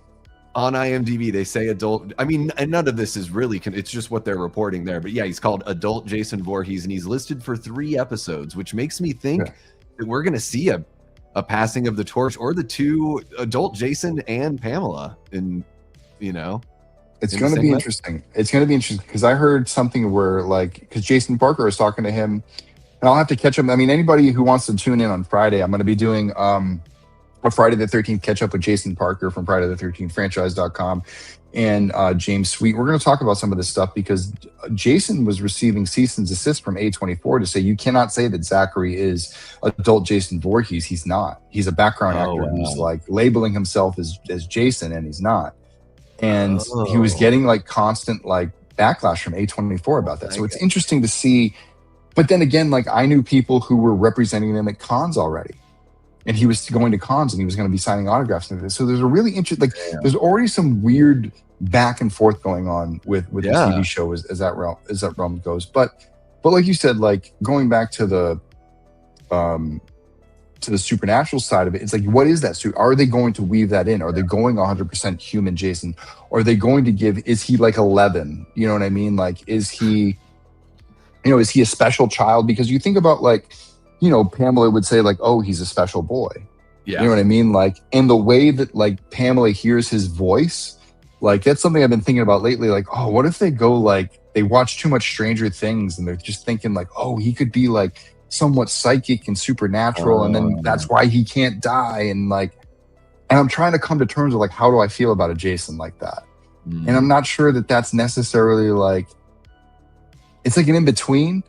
It's sort of like a best of both worlds sort of attempt, but I don't know if it makes it a best of both worlds. I think it's better one way or the other. Do you think they're going to do the physical deformation? Do you think they're going to go with I think he's definitely going to be, he's definitely going to have some type of deformity. They're not going to soften that up for like the... I think that would be a mistake if they did. I can't say whether they're going to do that or not, but I would think if they didn't make him somewhat weird looking and off-putting, then they would be missing the entire point. You know what I mean? Mm-hmm. Like, it's not very interesting. It's like, it's just a single mom with a kid who's quiet. It's like, exactly, you know what I mean? Yeah. Or if they change the whole thing around, like he's a single kid who looks normal, but he actually has psychic abilities. Now that's Carrie. Now that's Firestarter. Yeah. So like, that's a different story. And that's where I get, that's nothing that's ever been, and that's again, like now you're adding new lore to this logic. So this is now psychic Jason. You know what I mean? This is a Jason that hasn't existed before, if that happens. So it's just a matter of understanding where that, like, these are the type of, like, I can't say that's the direction they're going to go, but these are the types of choices that they could make. And so it's going to be interesting to see which one develops and how that kind of, just kind of happens over the course of time. Yeah, and I'm really curious. I saw, Ben, that you were like, I'm going to wait until I see anything. I just, I was so critical of everything that they were doing. And then when I started seeing good stuff from the show, I'm like, okay, well, it's going to matter on the storyline, of course, but I'm feeling good about, what I'm seeing from the show. We've talked a little bit about what the studio's likely to do. We talked about that a little bit earlier on, so I don't think we need to hit up that one. Now, this one I'm kind of curious about. We've sort of hit on this too. Like, as far as evolving, like, is Jason something that's sort of stuck in the mud a little bit? Does he need, it doesn't sound like you're really saying, like, you're not really seeing the need of an evolution here. We just need a grounded restart, so to speak. Yeah. We just need a grounded restart, and we need a good reason for people to be where they are. It's we need a reason for campers to be there. We need a reason for Jason to want to be out there and all those different things. And so, like, one thing I would say about,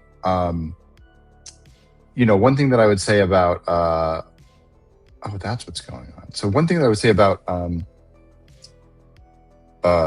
sorry, the music started playing in my thing. I was like, where did that music come from?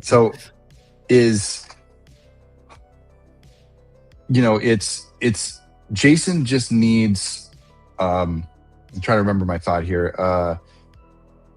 That's what I wanted to get to, was that the fact that, like, Jason can take over at some point, because Jason has a story. Jason is living out in the woods on his own, all these different years coming. Like, how many adventures did Jason have outside of just the movies? And I think that one thing, when you look at the original series, is that you have parts 2, 3, 4.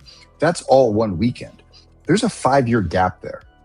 There's a lot, and I've always said that 5-year gap between him, attacking Alice after she comes back to Crystal Lake 3 months later, and then, all the way to part 2 and Pack and Act, that there's a lot of stuff that goes on in between those two, time points. So, there's the incident with, Chris Higgins. She gets captured by Jason in the middle of the night and wakes up in her bed the next morning, and nobody wants to tell her what happened. There's a story there. There's a story to be told. There's stories in between of what Jason of like, he built that shack, he's living in the woods, people know he's kind of out there. You kind of think about like what Dave Brown did with His Name Was Jason, fan film, sort of that, like, early hunters sort of stumbling upon Jason early on and getting killed, sort of early victims. And so there's a lot there. I also think that one of the things to think about, when it comes time for a Friday the 13th series, is not just the story of Jason. I want to know about the story of the Christies. I want to know about their family. How did they buy the camp? Where did they get the camp from? What is the lore behind the camp? You know, is there any funny business that happened to get that land? Did they screw anybody over? Was anybody killed to get that land? Are the Christies squeaky clean? Where are the Christies years later after, you know, the kids die in a certain years, and like what happens to the Christie family? What is Steve Christie the last surviving Christie? What happens after Steve dies? Like what happens to that land? Like who are the people of Crystal Lake that have been there for all this time and have sort of lived through all this and seen it happen? How do they react to all of those different things? So I think that those are different. Like when you get off the main A plot, I think there's a lot of B, C, D plot. I mean, Crazy Ralph. How did Crazy Ralph become Crazy Ralph? I think we may find that out in the show. So it's not that everything has to be so Jason and Pamela. Yeah. Does he work for the Christies? It seems like he's an ally of Pamela. So what is going on here? And, you know, how do they want to use those story elements and like I said, these are all just story elements that haven't been played out. And so that's going to be the fun of this. And that's where I think that the series can evolve, is by taking some of these ideas the same way Never Hike Alone did and just sort of giving them solid story bases that add to the franchise versus taking away from or trying to reinvent the wheel and then taking it in an entirely new direction. And next thing you know, Jason's crawling out of people's mouths and, you know, into people's dead vaginas and resurrecting themselves with the same clothes he was wearing, you know, 90 minutes ago. For some reason, when you get resurrected from the dead, you wear the same shitty clothes and you have the same shitty skin. So, belted you know what I mean? work outfit. It's you know, kind of like you were saying earlier, you had mentioned the Twin Peaks thing, and I've seen it brought up in the chat, of course, because Jamie's here. But yeah, kind of building this world where Crystal, like the whole town is a little, you know, off kilter and filled with colorful characters and a mysterious past. You know what I mean? Yes. So even like, I'm sure you've seen A Bay of Blood, you know, that movie is all about the property, who's going to end up with the property. And it's that movie is way more about the slashing than about the plot. But if you could weave something like that into a Friday the 13th TV show where you do have that fight over the land, that intrigue, you know? Well, I mean, I think that that's also part of it too. I mean, like, what if Jason stumbles into something that like he shouldn't have stumbled into, and that's why he went missing? He didn't just drown; like he stumbled into something he shouldn't have saw. I always thought that it would be interesting. Like, I imagined a storyline where, what if Pamela Voorhees fell in love with Steve Christie's dad, but he was married.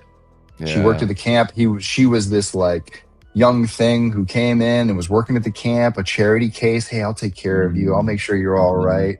Spending a lot of time around her. And then there's that like that spark, and then the embarrassment of it, and the fact that like they both like, and that's the moment that Jason realizes, oh, I'm getting in the way of this. Oh, I saw something I shouldn't have seen. Like those types of things that can kind of like add drama and intrigue and get those things going, and like interweave it with characters that we know and love, and just give them more screen time and give them more context. And I think that would be a good storyline to follow. Yeah, and giving a you know, bigger, it's already tragic him drowning, or you know, her losing him, but if they can add, you know, some levels of deceit or betrayal in there, you know, beyond what we're just thinking of her, of no responsibility, you know. Well, listen, it's like put some context to the fact that like it wasn't just the fact that like nobody got blamed. It's the fact that like we know who was to blame. And I think that Steve Christie should be to blame. I think that Steve Christie should be the head counselor in 1957, working for his parents. You know what I mean? That's the reason why he's coming back in 1979 to reopen the camp. It's his fault. Yeah. You know what I mean? Like, so there's connection there. And then all of a sudden you have, you know, hey, I'm supposed to watch your kid. Okay, my kid died, so who's going to take responsibility for this? Oh, no one's going to take responsibility for this? Yeah. Why doesn't anyone take responsibility for this? Well, because the Christies own the town. Steve Christie's not going to jail for this.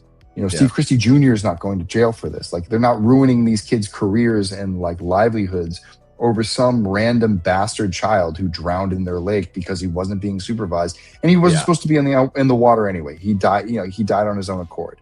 And so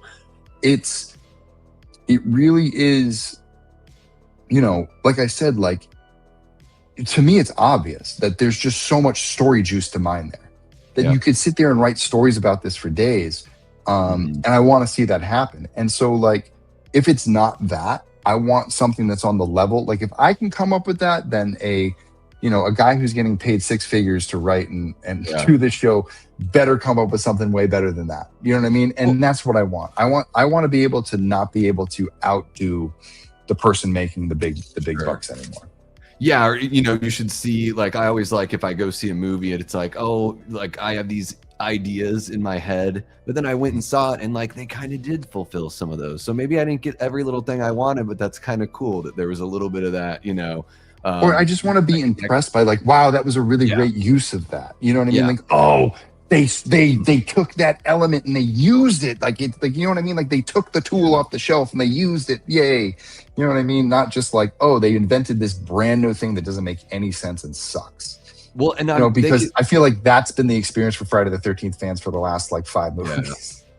They could find, man, you can find a way to make that whole idea of, like, the responsible parties never, having to answer to anything. Like, that is something that we see so much of in our world. And, like, there's at least a couple stories going on in our nation right now where that could be applied, and so it's a common thing to look around and be like, how come no one's getting punished for all the fucked up shit they're doing? And we know who they are and how come they're not being punished. It's a perfect time for them to tell that kind of story, to use Jason's story to sort of mirror that. This is my prediction. I think he's going to pass away. It's going to be, so they're going to be having the big old 4th of July celebration or whatever the heck that they've got the banners for, right? Because I've seen all those behind the scenes pictures. It's going to be like a carnival and everything like that. Everyone's going to be distracted. Pamela's going to be having fun or something, thinking that somebody's watching Jason, and it's going to happen during a fireworks show and we won't hear him screaming. Well, I think I think all of those, my prediction is that is going to be during a time when Jason's already dead. I have a feeling the show starts, Jason is already dead. Oh, wow. Okay. And it's already the aftermath. And what we're going to see are flashbacks. Okay. And we're going to see, like, little leads up, and we're not going to know what the mystery is. We just know he's missing. We know that Pamela is grieving, but what Pamela is doing is she's being investigative journalist. She's trying to figure out what happened to her son. She's trying to find proof. Okay. She's trying to find those things, and she's putting together her revenge. These fucking people, and so she's a wolf in sheep's clothing. And I think that that's something very interesting, because when you look back at it, especially the way that Steve Christie addresses, Pamela in the first movie. Oh, hey, what are you doing out in this mess? Yeah, that isn't somebody you don't like or don't trust. And so Pamela is sort of misguiding people's trust of her as this widowed and this, like, grieving mother, but really she is this raging maniac who is planning the demise of all these people, killing kids in 1 minute and shaking the hands of their mother the next. You know what I mean? So it's like, that's the Pamela that I think is really going to be cool and cunning and really going to be showing, like, is really going to, to its level. It's the level of, like, all right, at first we were sympathetic for her. We feel for her. But then we watch her taking her sympathy to a whole nother level that's just a diabolical, like, now everyone's catching strays. You know what I mean? Like, the whole town's catching strays. But is the town complicit because they all fall into the hierarchy of the way the Christies or whoever runs this town lets it be run in a way that, like, it's rules for thee and not for me. Yeah. And that's what I think Friday the 13th is about. It's about remembering that, like, no one is expendable. My son is not expendable for you. Like, you will pay for this. And I think that, there are consequences for actions. And that's, a lot of where that comes from. There was I wanted to jump on a question I saw somebody said were real funny. There's been some great comments. We were flying by so many good comments and questions. I know. I saw the one. So Gorehound Gazette had asked you. This one was good too. There was one that somebody just asked something too, but I'll pull that one up here. What kind of questions did you and your crew find yourselves having to answer, and hurdles to solve when determining how graphic to make the kills in the Never Hike Alone series? The first one was really tough because obviously we didn't have any kills until the end, and those were off-screen kills, and we didn't have enough money to really do it. We did do the head crush dream sequence, which was sort of the original ending of the movie. It used to end with just his head getting crushed before we signed Tom Matthews. But with that, like, I always wanted to do things that felt like real trauma. And instead of doing kills, the way we did it in the first film was like every time that you would think that, like, in a 1980s Friday the 13th movie, if you threw somebody off a second story window, they would die. You know what I mean? Like, it doesn't matter that in real life you probably just get a bump and a bruise and maybe a busted rib.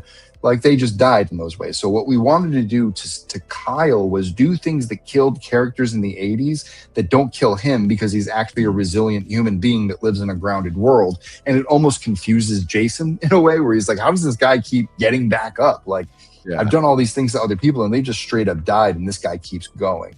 You know, once we got out of the budget constraints and we're able to go and do some things that were a little bit more like, you know, fun, you know, the first thing we do is we come up with, you know, splitting a guy's face in half with, you know, sideways with the axe. And that was actually the original kill for Never Hike Alone. And the original version of Never Hike Alone, it used to be a 5-minute short, and Kyle was going to run out of the camp. He was going to get to the fence that was blocking the camp. There was actually like a big fence, and he climbs the fence. He gets stuck on the top. You have Jason coming through the forest. You think he's closing on the fence. Kyle finally like throws himself off the fence, rips his pants, and like lands on the other side, and he's safe. And he looks back and there's no Jason, but on the other side of the fence is a camera. His camera, the one he took a picture of Jason with. And he's like, oh, fuck, I need that camera for the proof. So he reaches under the fence and he's like looking around, keeping an eye on Jason, grabs his camera, pulls it back, and thinks like, oh God, great, I got it. It's still working. And then a shadow looms. He turns around, Jason's standing over him, and we're going to do the axe to the mouth. And that's how the film was going to end. But since we rewrote it and we did the whole spiel where he finds the camp and walks around, it was a much bigger deal. We ended up sort of like shit-canning that.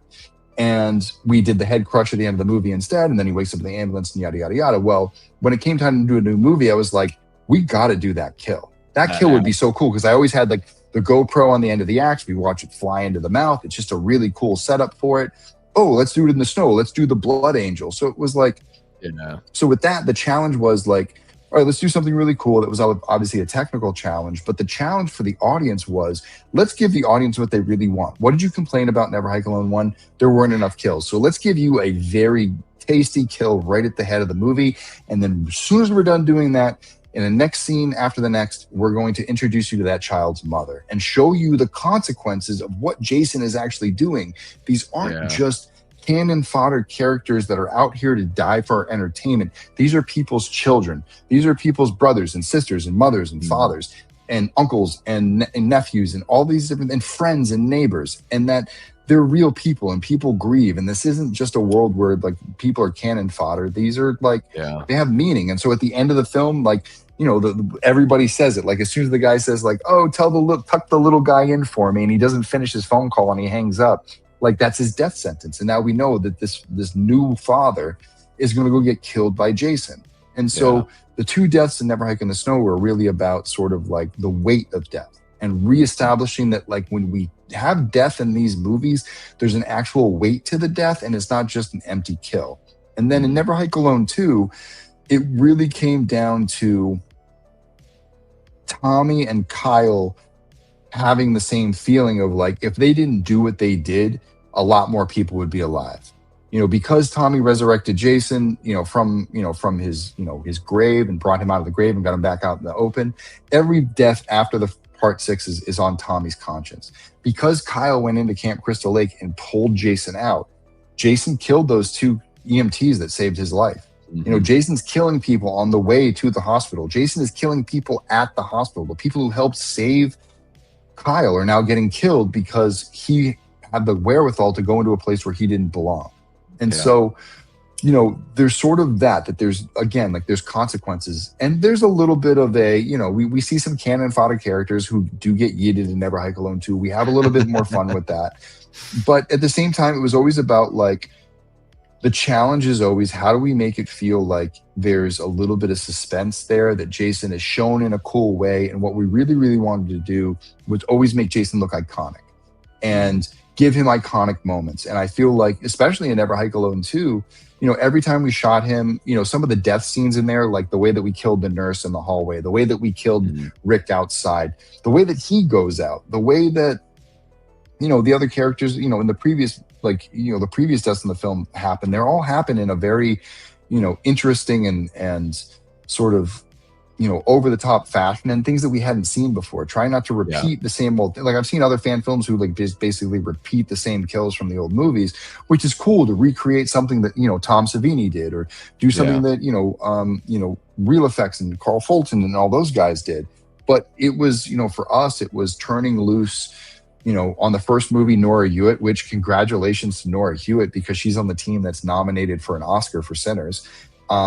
And then you have, Kelsey Burke, and then Nora Hewitt, a winner of Face Off, saying like, hey, I want to create this thing. And her and Cody Wilkins working together to create some really, really cool stuff.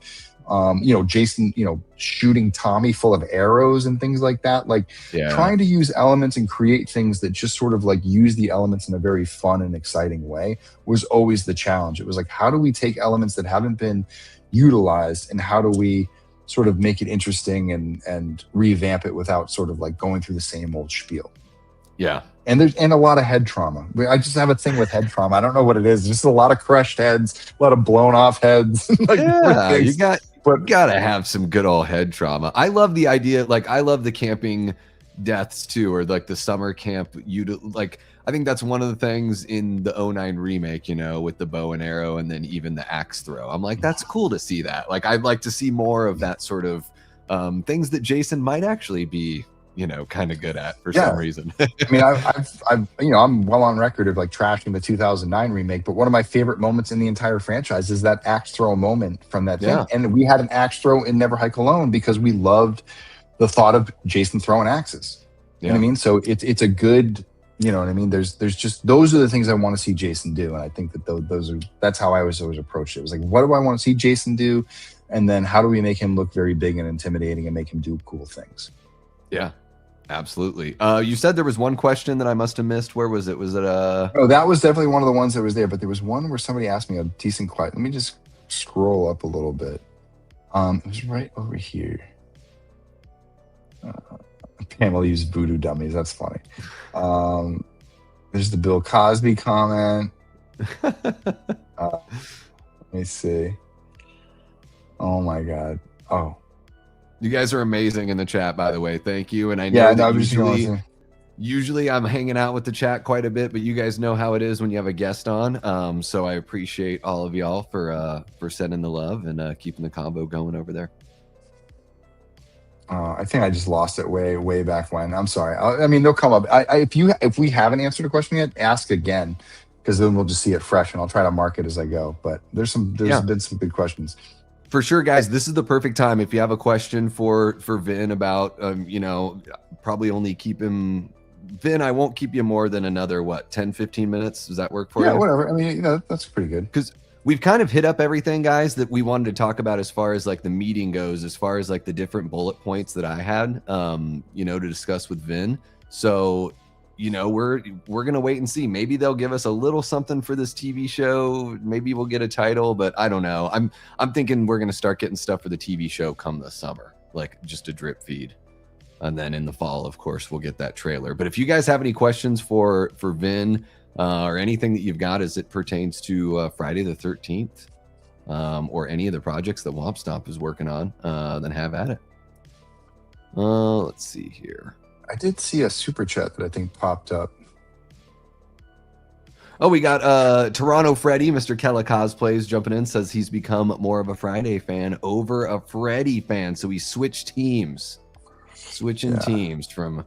It is tough, man. Freddy's the last on my list of the big three. Hate to break it to you, Freddy and Freddy fans. But I'm not afraid of a guy that can't kill me because no demon can kill you in your dreams. I've never been afraid of him. I don't know what it is. Like, I get it that it's scary in concept, but I'm going to be a total jerk about Freddy. Let's see here. Mason wants to know, why is Jason Goes to Hell a masterpiece? I love it. It's so weird and fun. I mean, I always consider, like, that to me is like Jason Goes to Hell is on the same par of like Halloween 3. You know what I mean? I just feel like it's a different universe. If you look at it as its own standalone thing, because it, if you watch the documentary, like, it does go over the things. Like, it has great acting, it has great special effects, it's got all the things that make a great movie. It's just not quite a Friday the 13th movie. Yeah. You know what I mean? It's just not quite, and it's not what I wanted to see for an ending, like what I would have ever thought of, and it's not. I didn't love it. Yeah. After they leave Paramount, almost every movie is kind of like a one-off. You know, Jason Goes to Hell feels like a one-off. Jason X, Freddy versus Which is Jason. fine. I mean, if you look at, go ahead. I'm sorry. Oh, I was just gonna. They all just feel kind of episodic. Like it's just sort of like a what-if scenario. You know. Yeah, and so I was gonna liken that to the like Godzilla Millennium series. You know what I mean? Like each Godzilla Millennium entry from Godzilla 2000 to Godzilla Final Wars, they're each sort of like singular episodes, and some of them like relate directly back to the original 1954 Godzilla. Some of them reference like random shit, you know what I mean? But it always seems like a fresh Godzilla every single time versus like, oh, this is the exact Godzilla from the last time. Even the look from each Godzilla and each Millennium entry is different. So there is a version where that could happen. I just think it's something where, again, like if that is the idea, like, hey guys, don't worry about thinking 3 films down the line. We want you to just think about your film and doing something very specific that's really, really cool, because we're going to give someone else another shot in 2 years to do something else that's really, really different. Then we're going to give someone else another shot in 2 years to do something, and we're never going to have the same thing. Do I think that's the way to go for theatrical? No. I think that is what you do on YouTube. Theatrical, I think you got to go with something that like, you know what I mean? Like look at Avengers, you know what I mean? I'm not saying like do Avengers, but I mean, look at the way, like Endgame is Endgame because they spent however many movies building to it. And so give us something that starts great and builds to something just that knocks our socks off. And we just like, you know what I mean? And not like Halloween did, where it takes a left-hand turn and crushes your dreams and says, fuck how you feel about the franchise. You know what I mean? I mean, I like Halloween Ends, but it's not too dissimilar from Jason Goes to Hell. I mean, it's got similar replacement issues of your main guy that you're used to seeing. And, you know, Jason Goes to Hell, I think if it had a better, I can't stand the synthesizer that Manfredini used on that soundtrack sounds dreadful. Like it's just a bad year for that synthesizer. And like if the music just sounded better, I'd feel a lot better about it. But I do love Steven as like our final guy. I love the nerdy guy that's capable. I'm a fan.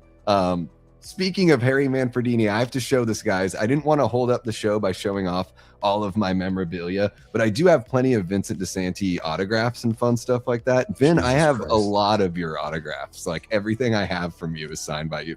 This one's also signed by Tom Matthews, though, so it's extra cool. But Leto, Hollywood Leto, our guy that's a composer, cosplayer, actor, all that kind of stuff, expert in his own right of horror films. He just sent me something very, very cool that I was completely taken aback by as celebration for this Friday the 13th. Leto sent me, it's the liner notes for Jason Lives signed by Harry Manfredini there with the little Kiki Mama music there. So I just had to show that off because that's super fucking cool. Thank you, Leto. Vin, 40 years of Jason Lives. How about it? Isn't that crazy? We're finally here. We are at the 40 years. It's 40 years since this Jason summer. It'll be 40 years since of Jason Lives. That's right. Wild. God damn. Which I don't really want to think about how old that makes me. Hey, I'm older. So I gotta call Tommy. I gotta call Tommy McLaughlin. Then I wonder if he's doing a big. I know I saw that. I laughed my ass off when he said that comment. I gotta talk to Tommy and see if he's doing anything special for it this year, because that's gonna be fun, especially with Tom and all those guys. They're probably gonna be out there. Vinny, good for them. I hope they get celebrated. They deserve it. Best film in the franchise, best cast in the franchise. Love them all to death. So that should be a good one. Yeah, man, I would love no CJ down there, huh? Oh, he's not. Oh, well, I had to pick my spots. Yeah, no, I gotcha. It's my favorite in the franchise too. I couldn't pick favorites, and also if it didn't look good in PNG form with the background removed, it didn't get into it. So it was a practical reason. I know that fight. Gorehound Gazette, thank you for the 2. I think we all love a little cannon fodder, and the cool thing is it's like that all exists in the mainline series, and I think that's what makes what you guys did in Never Hike Alone, stand out. We just tried to give well. those things. We just tried to give the cannon fodder a little bit more. But like the two campers in the middle of the woods that just get got like because they happen to be in the wrong place at the wrong time. Like there's nothing that really kind of blends them, other than the fact that they were my friends who were like, come on out and play a couple, the real life couple who just had celebrated a birth of their first child last year, and them being in the movie was almost like a wedding gift. But it was funny. But it was still like fun to like create like a sequence like that. And I think you can have fun with we're going to have a sequence that we're going to put in the new Never Hike Alone, the final cut, which is 100% cannon fodder sequence. It's the barbecue massacre. It's like Jason walks up on a barbecue that's going on and just fucking starts killing people. So, I mean, there's no reason for him to do it. It's just that now he's entered into rage mode and he's just taking out everything in his path. So it is just a moment to like have some fun with the kills. And so when you do that, I think that that's your moment to really like, there's two things you can do. You can scare the shit out of people by having the scare like become so out of nowhere that like you don't know what's going to happen and it scares you, or it happens in such a way where it's sort of like, the frozen face, kill from like Jason X, or like another good one from Jason X, where the guy gets knocked off the platform and he gets, he ends on like the screw and he gets screwed. You know what I mean? Like, or when Julius gets his head punched off. Big moments that make people go, wow. And that's sort of what that moment is to do. It's not just to kill the character. It's either to make them feel something or make them go, wow. And so those are really the two targets. And if you're going to go into cannon fodder world, you got to go, wow. And I think beyond that, it's just about having effects that don't look like they're made from like rubberchickeneffects.com. You know what I mean? You got to have like real looking stuff, not just like the cheap plastic like giallo blood and rubber skin, like actual like stuff that looks good.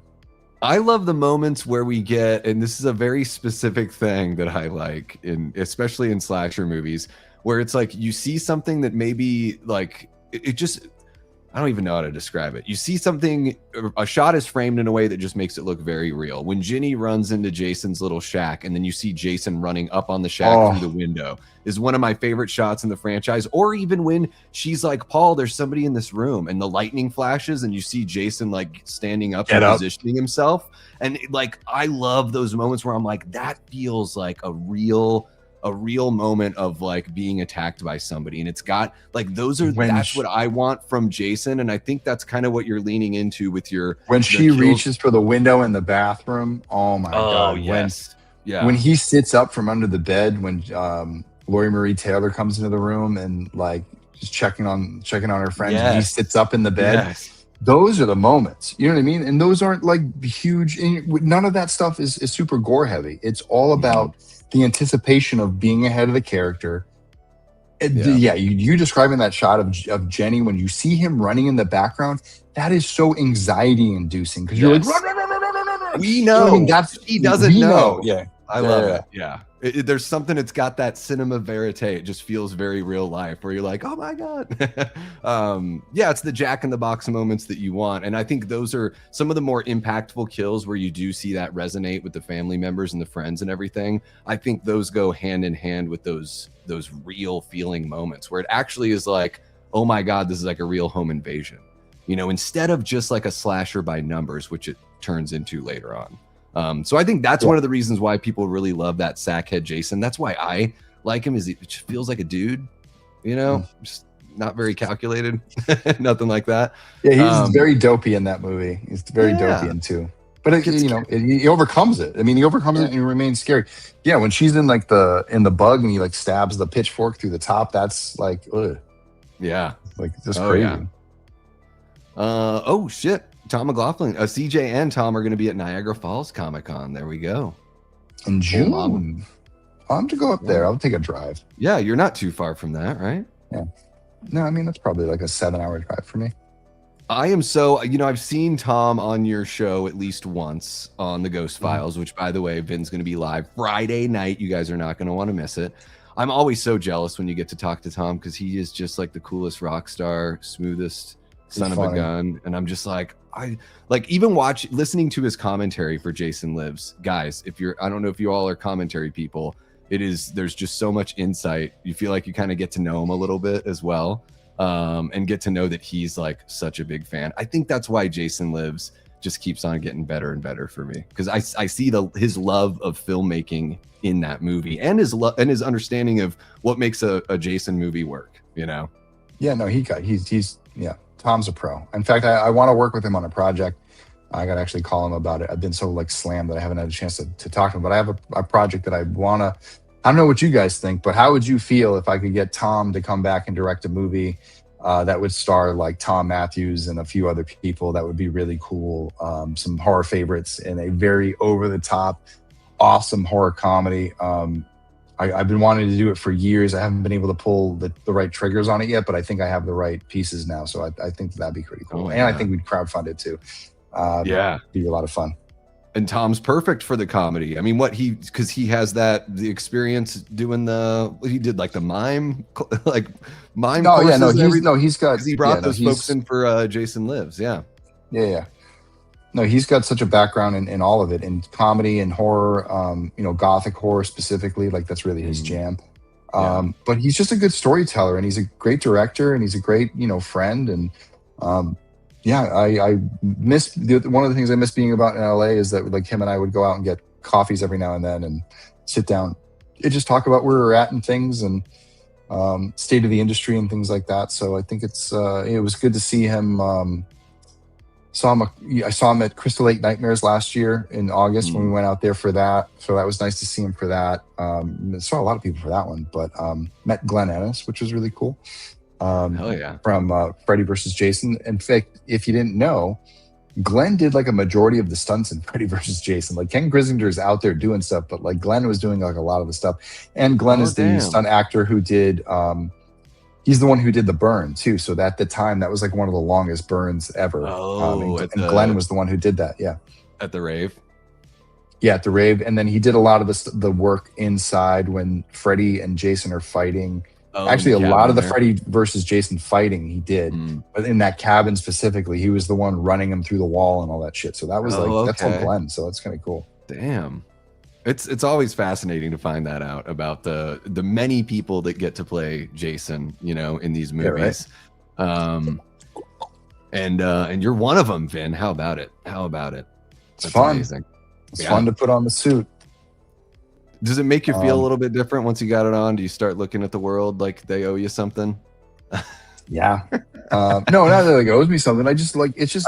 From Jason's back there. No, I think for me it's like I put on the suit and it's just nice to sort of like be hidden. It's like you're just behind. Like no one can see where my eyes are looking. No one can see what I'm doing. No one can see what I'm thinking. I'm making all these weird faces behind the mask all the time just because I'm thinking and like doing all this stuff. Like I loved when we were shooting Never Hike Alone 2 and I was doing all the water work and like just like floating under the water and scaring people, like popping up and like walking around. It's just fun. It's just cool to like get into the headspace and like walk around and like do this stuff. I think some of the most fun stuff was like doing all that acting at the end of Never Hike Alone 2 and like having to act like, oh, my mom just died. You know what I mean? Like going through it all over again, acting within the suit. It's a lot of fun. It's really kind of freeing to like, it would be nice. It's nice to like act and everything, but like to act with a suit on is just like, it takes a special sort of understanding of your physical being. So it's like a cool challenge. And that's why I like love it. But yeah, once you start like kicking asses, Jason, that's a lot of fun too. Got to do some pretty cool kills, that's for sure. Hell yeah. We got Gorehound Gazette dropping a tenner. Thank you so very much, bud. Really appreciate you. Says, it's been a genuine pleasure watching this interview. Makes me wish I was in the industry. Vincent, I could listen to you talk about your experiences all day.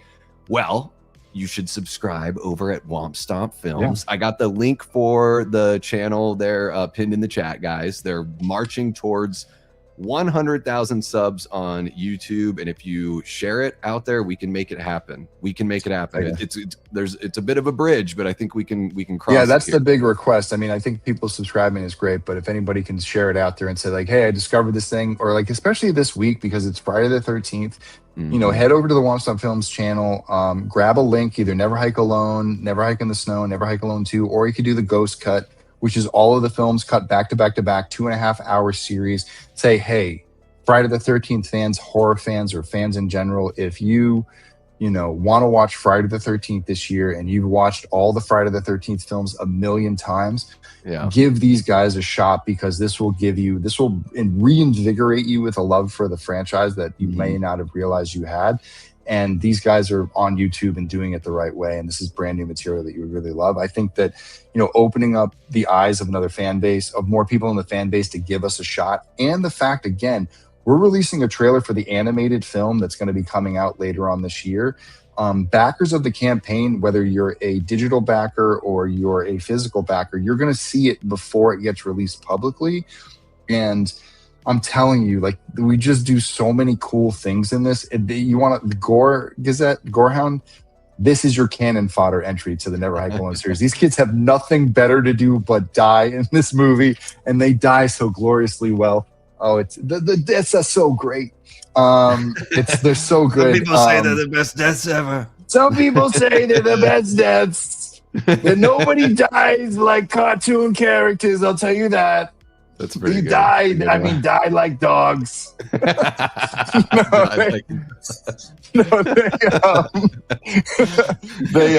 get it. We get it. I mean, my notes during the process were like, guys, this is animation. Like, push it. Like, be big with it. Like, think painful. Like, just make it look painful, and just add more blood. And it's fun. So, like, the Ghost in the Fog is a 10-minute animated film about 3 kids who get lost in the fog and then go out and stumble into Camp Crystal Lake and run into Jason. And they it's a lot of fun, and I can't wait for people to see it. I can't wait to see people's reactions and their faces when we see what we did. And I think that this could be a great thing. I feel like this could be the first of many entries that could be animated.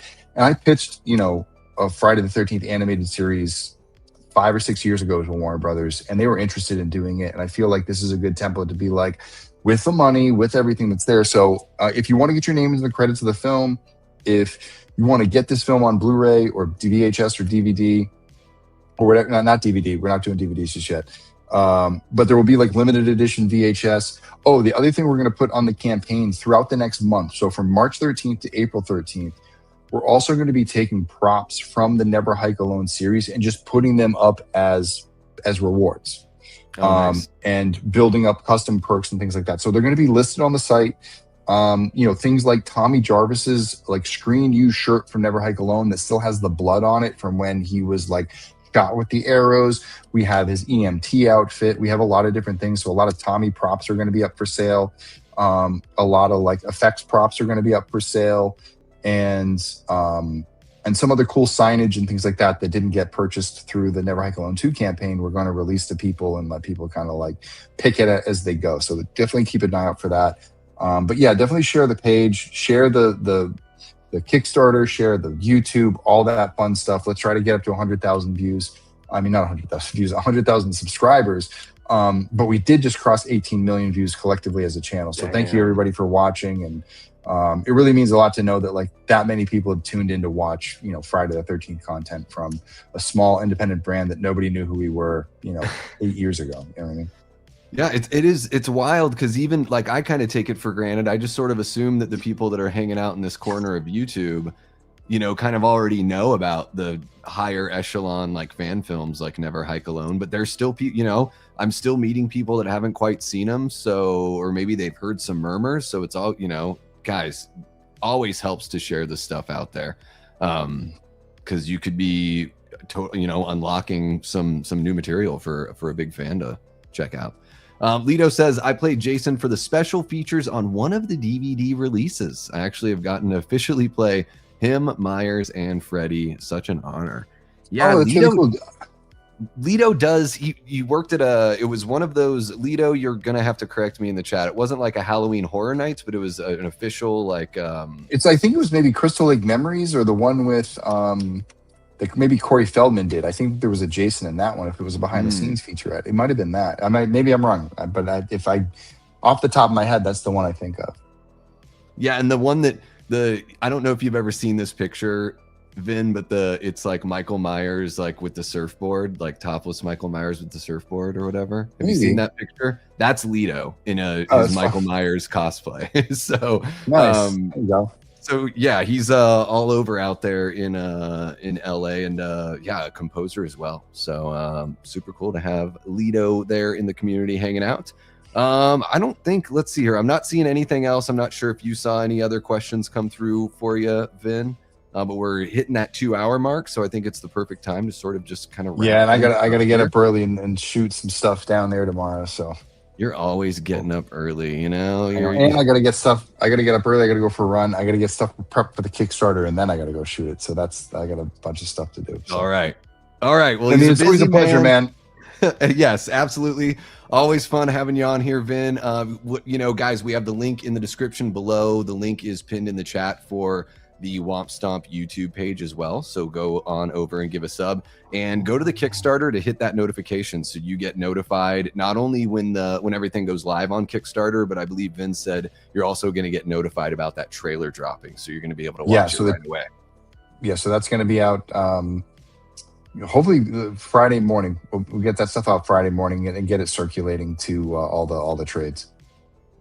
Yeah, so when the Jason universe and everyone else is sitting on their hands, Womp Stomp Films is going to be giving you new stuff to digest. Hey, I don't know. I got a feeling there is some stuff coming. I'm going to hold out hope that I think Jason Universe is going to show some stuff on Friday. At least, you know, they're going to release the figure, I think. Okay. Hopefully they got something up their sleeve. I hope there's somebody over there planning something, but, you know, we'll never know. I will say this. When Paramount did their Paramount Scares thing, I'm sure you saw that. With Melanie Kinnaman. Did you see that video that they put together over the holidays? Yeah. That was silly. I thought it was, I'm like, this is cute, because I know that they're not, this isn't them trying to do a sweet revenge thing. They're just trying to have fun. And I actually was like, whoa, Melanie is like, I felt a lot more charming and natural feeling than she was back in '85 when she was playing Pam. I was like, well, good for her. She's so like, she's a sweetheart. She's really sweet. I met her. I finally got to meet her at Crystal Lake Nightmares last year. A lot of the Part 5 cast. Part 5 cast is really fun. Part 5 is fun to party with. There's a lot of funny. Nunez, a lot of Junior. Oh my God, he was over the top. He was so funny. I know, he's crazy. He's like a professional poker player now or something. He's so funny. But yeah, man, it's been a pleasure, dude. I'm always happy to hang out. Next time I'm in Arizona, I'll let you know when I'm back out there. I'll probably be out there this summer. And we'll definitely have to spend some time. You can finally pay me all that money you owe me for. I know. Wait, I thought you owe me money because we're partners. Do I owe you? Oh, I guess I'm paying you to show for me. Yeah, I'll slide some stuff under the table. Yeah. If you're throwing strays at us in the comments, let us know which way the power goes on in this relationship. Who's giving the reach around here? Yes, exactly. We would like to know, or inquiring minds would like to know. But yeah, thank you so much, Vin. Really appreciate your time. Shout out to everybody that watched along with us. Thank you so very much. You're awesome. If you're watching after the fact, you might even be cooler because you don't have the benefit of being involved in the chitter chatter. So thank you so very much. Hit the hype button if you dig what you're seeing, subscribe, all that kind of good stuff. Shout out to the Patreon members, YouTube channel members, and of course our Death Squad mods. And Cody Decker's saying that I owe him a bunch. See, I just owe a whole bunch of people money, and mutual reaching, says Leto. So I like that. That's a difficult. Oh yeah, that was the thing. I was cool. Now I understand what he's saying. He did like when they did covers for the DVDs or the Blu-rays, he was the Jason on 4, 5, and 6 when they did they brought in like a model to do it. So that's really, really cool. That's friggin' rad. Oh, gotcha. That's amazing. That's awesome, Leto. Hell yeah. Well, guys, that is going to wrap it up. He was also Roy. So that's true. Yes. But I don't know. It was a Paramount release, so they might have put Jason on that cover by accident anyway. There's like a few different versions of Jason in that movie anyways. So it's like, which one do you use? 3 different masks. He's in it, but he's not really in it. All right, guys, even though we didn't reach our super chat goal, I saw some come in. So we're probably going to see you for a little bonus stream this weekend. But yeah, guys, hope you enjoy Friday the 13th. Hang out on the Ghost File stream on Friday. Contribute and check out all of Womp Stomp Films. Everything that they're working on, their projects, and and we'll be back with Vin probably sometime in the summer. Probably see you at Mad Monster, something like that. Probably, yeah. And if anybody's going to Horror Hound in a couple of weeks, I'll be there. We're going to be doing a reading of my original short script, which has been doing really, really well on the circuit, called The Bonding. So come to that. It's Saturday at 1 p.m. at March 21st, 1:30 p.m. At the Cincinnati Convention Center, wherever the hell it is. But come out to Horror Hound. If you're going to be at Horror Hound, definitely come say hi. I'll be walking around. I'll be hanging out at the film festival all weekend. Yes, guys, Vin is a very, very nice gentleman. If you have the chance to meet him, go say hi, go say what's up. And then he'll bring you in and make you a business partner, you know? Yeah, and I'll have you out there shilling. Exactly. Shilling for the cause.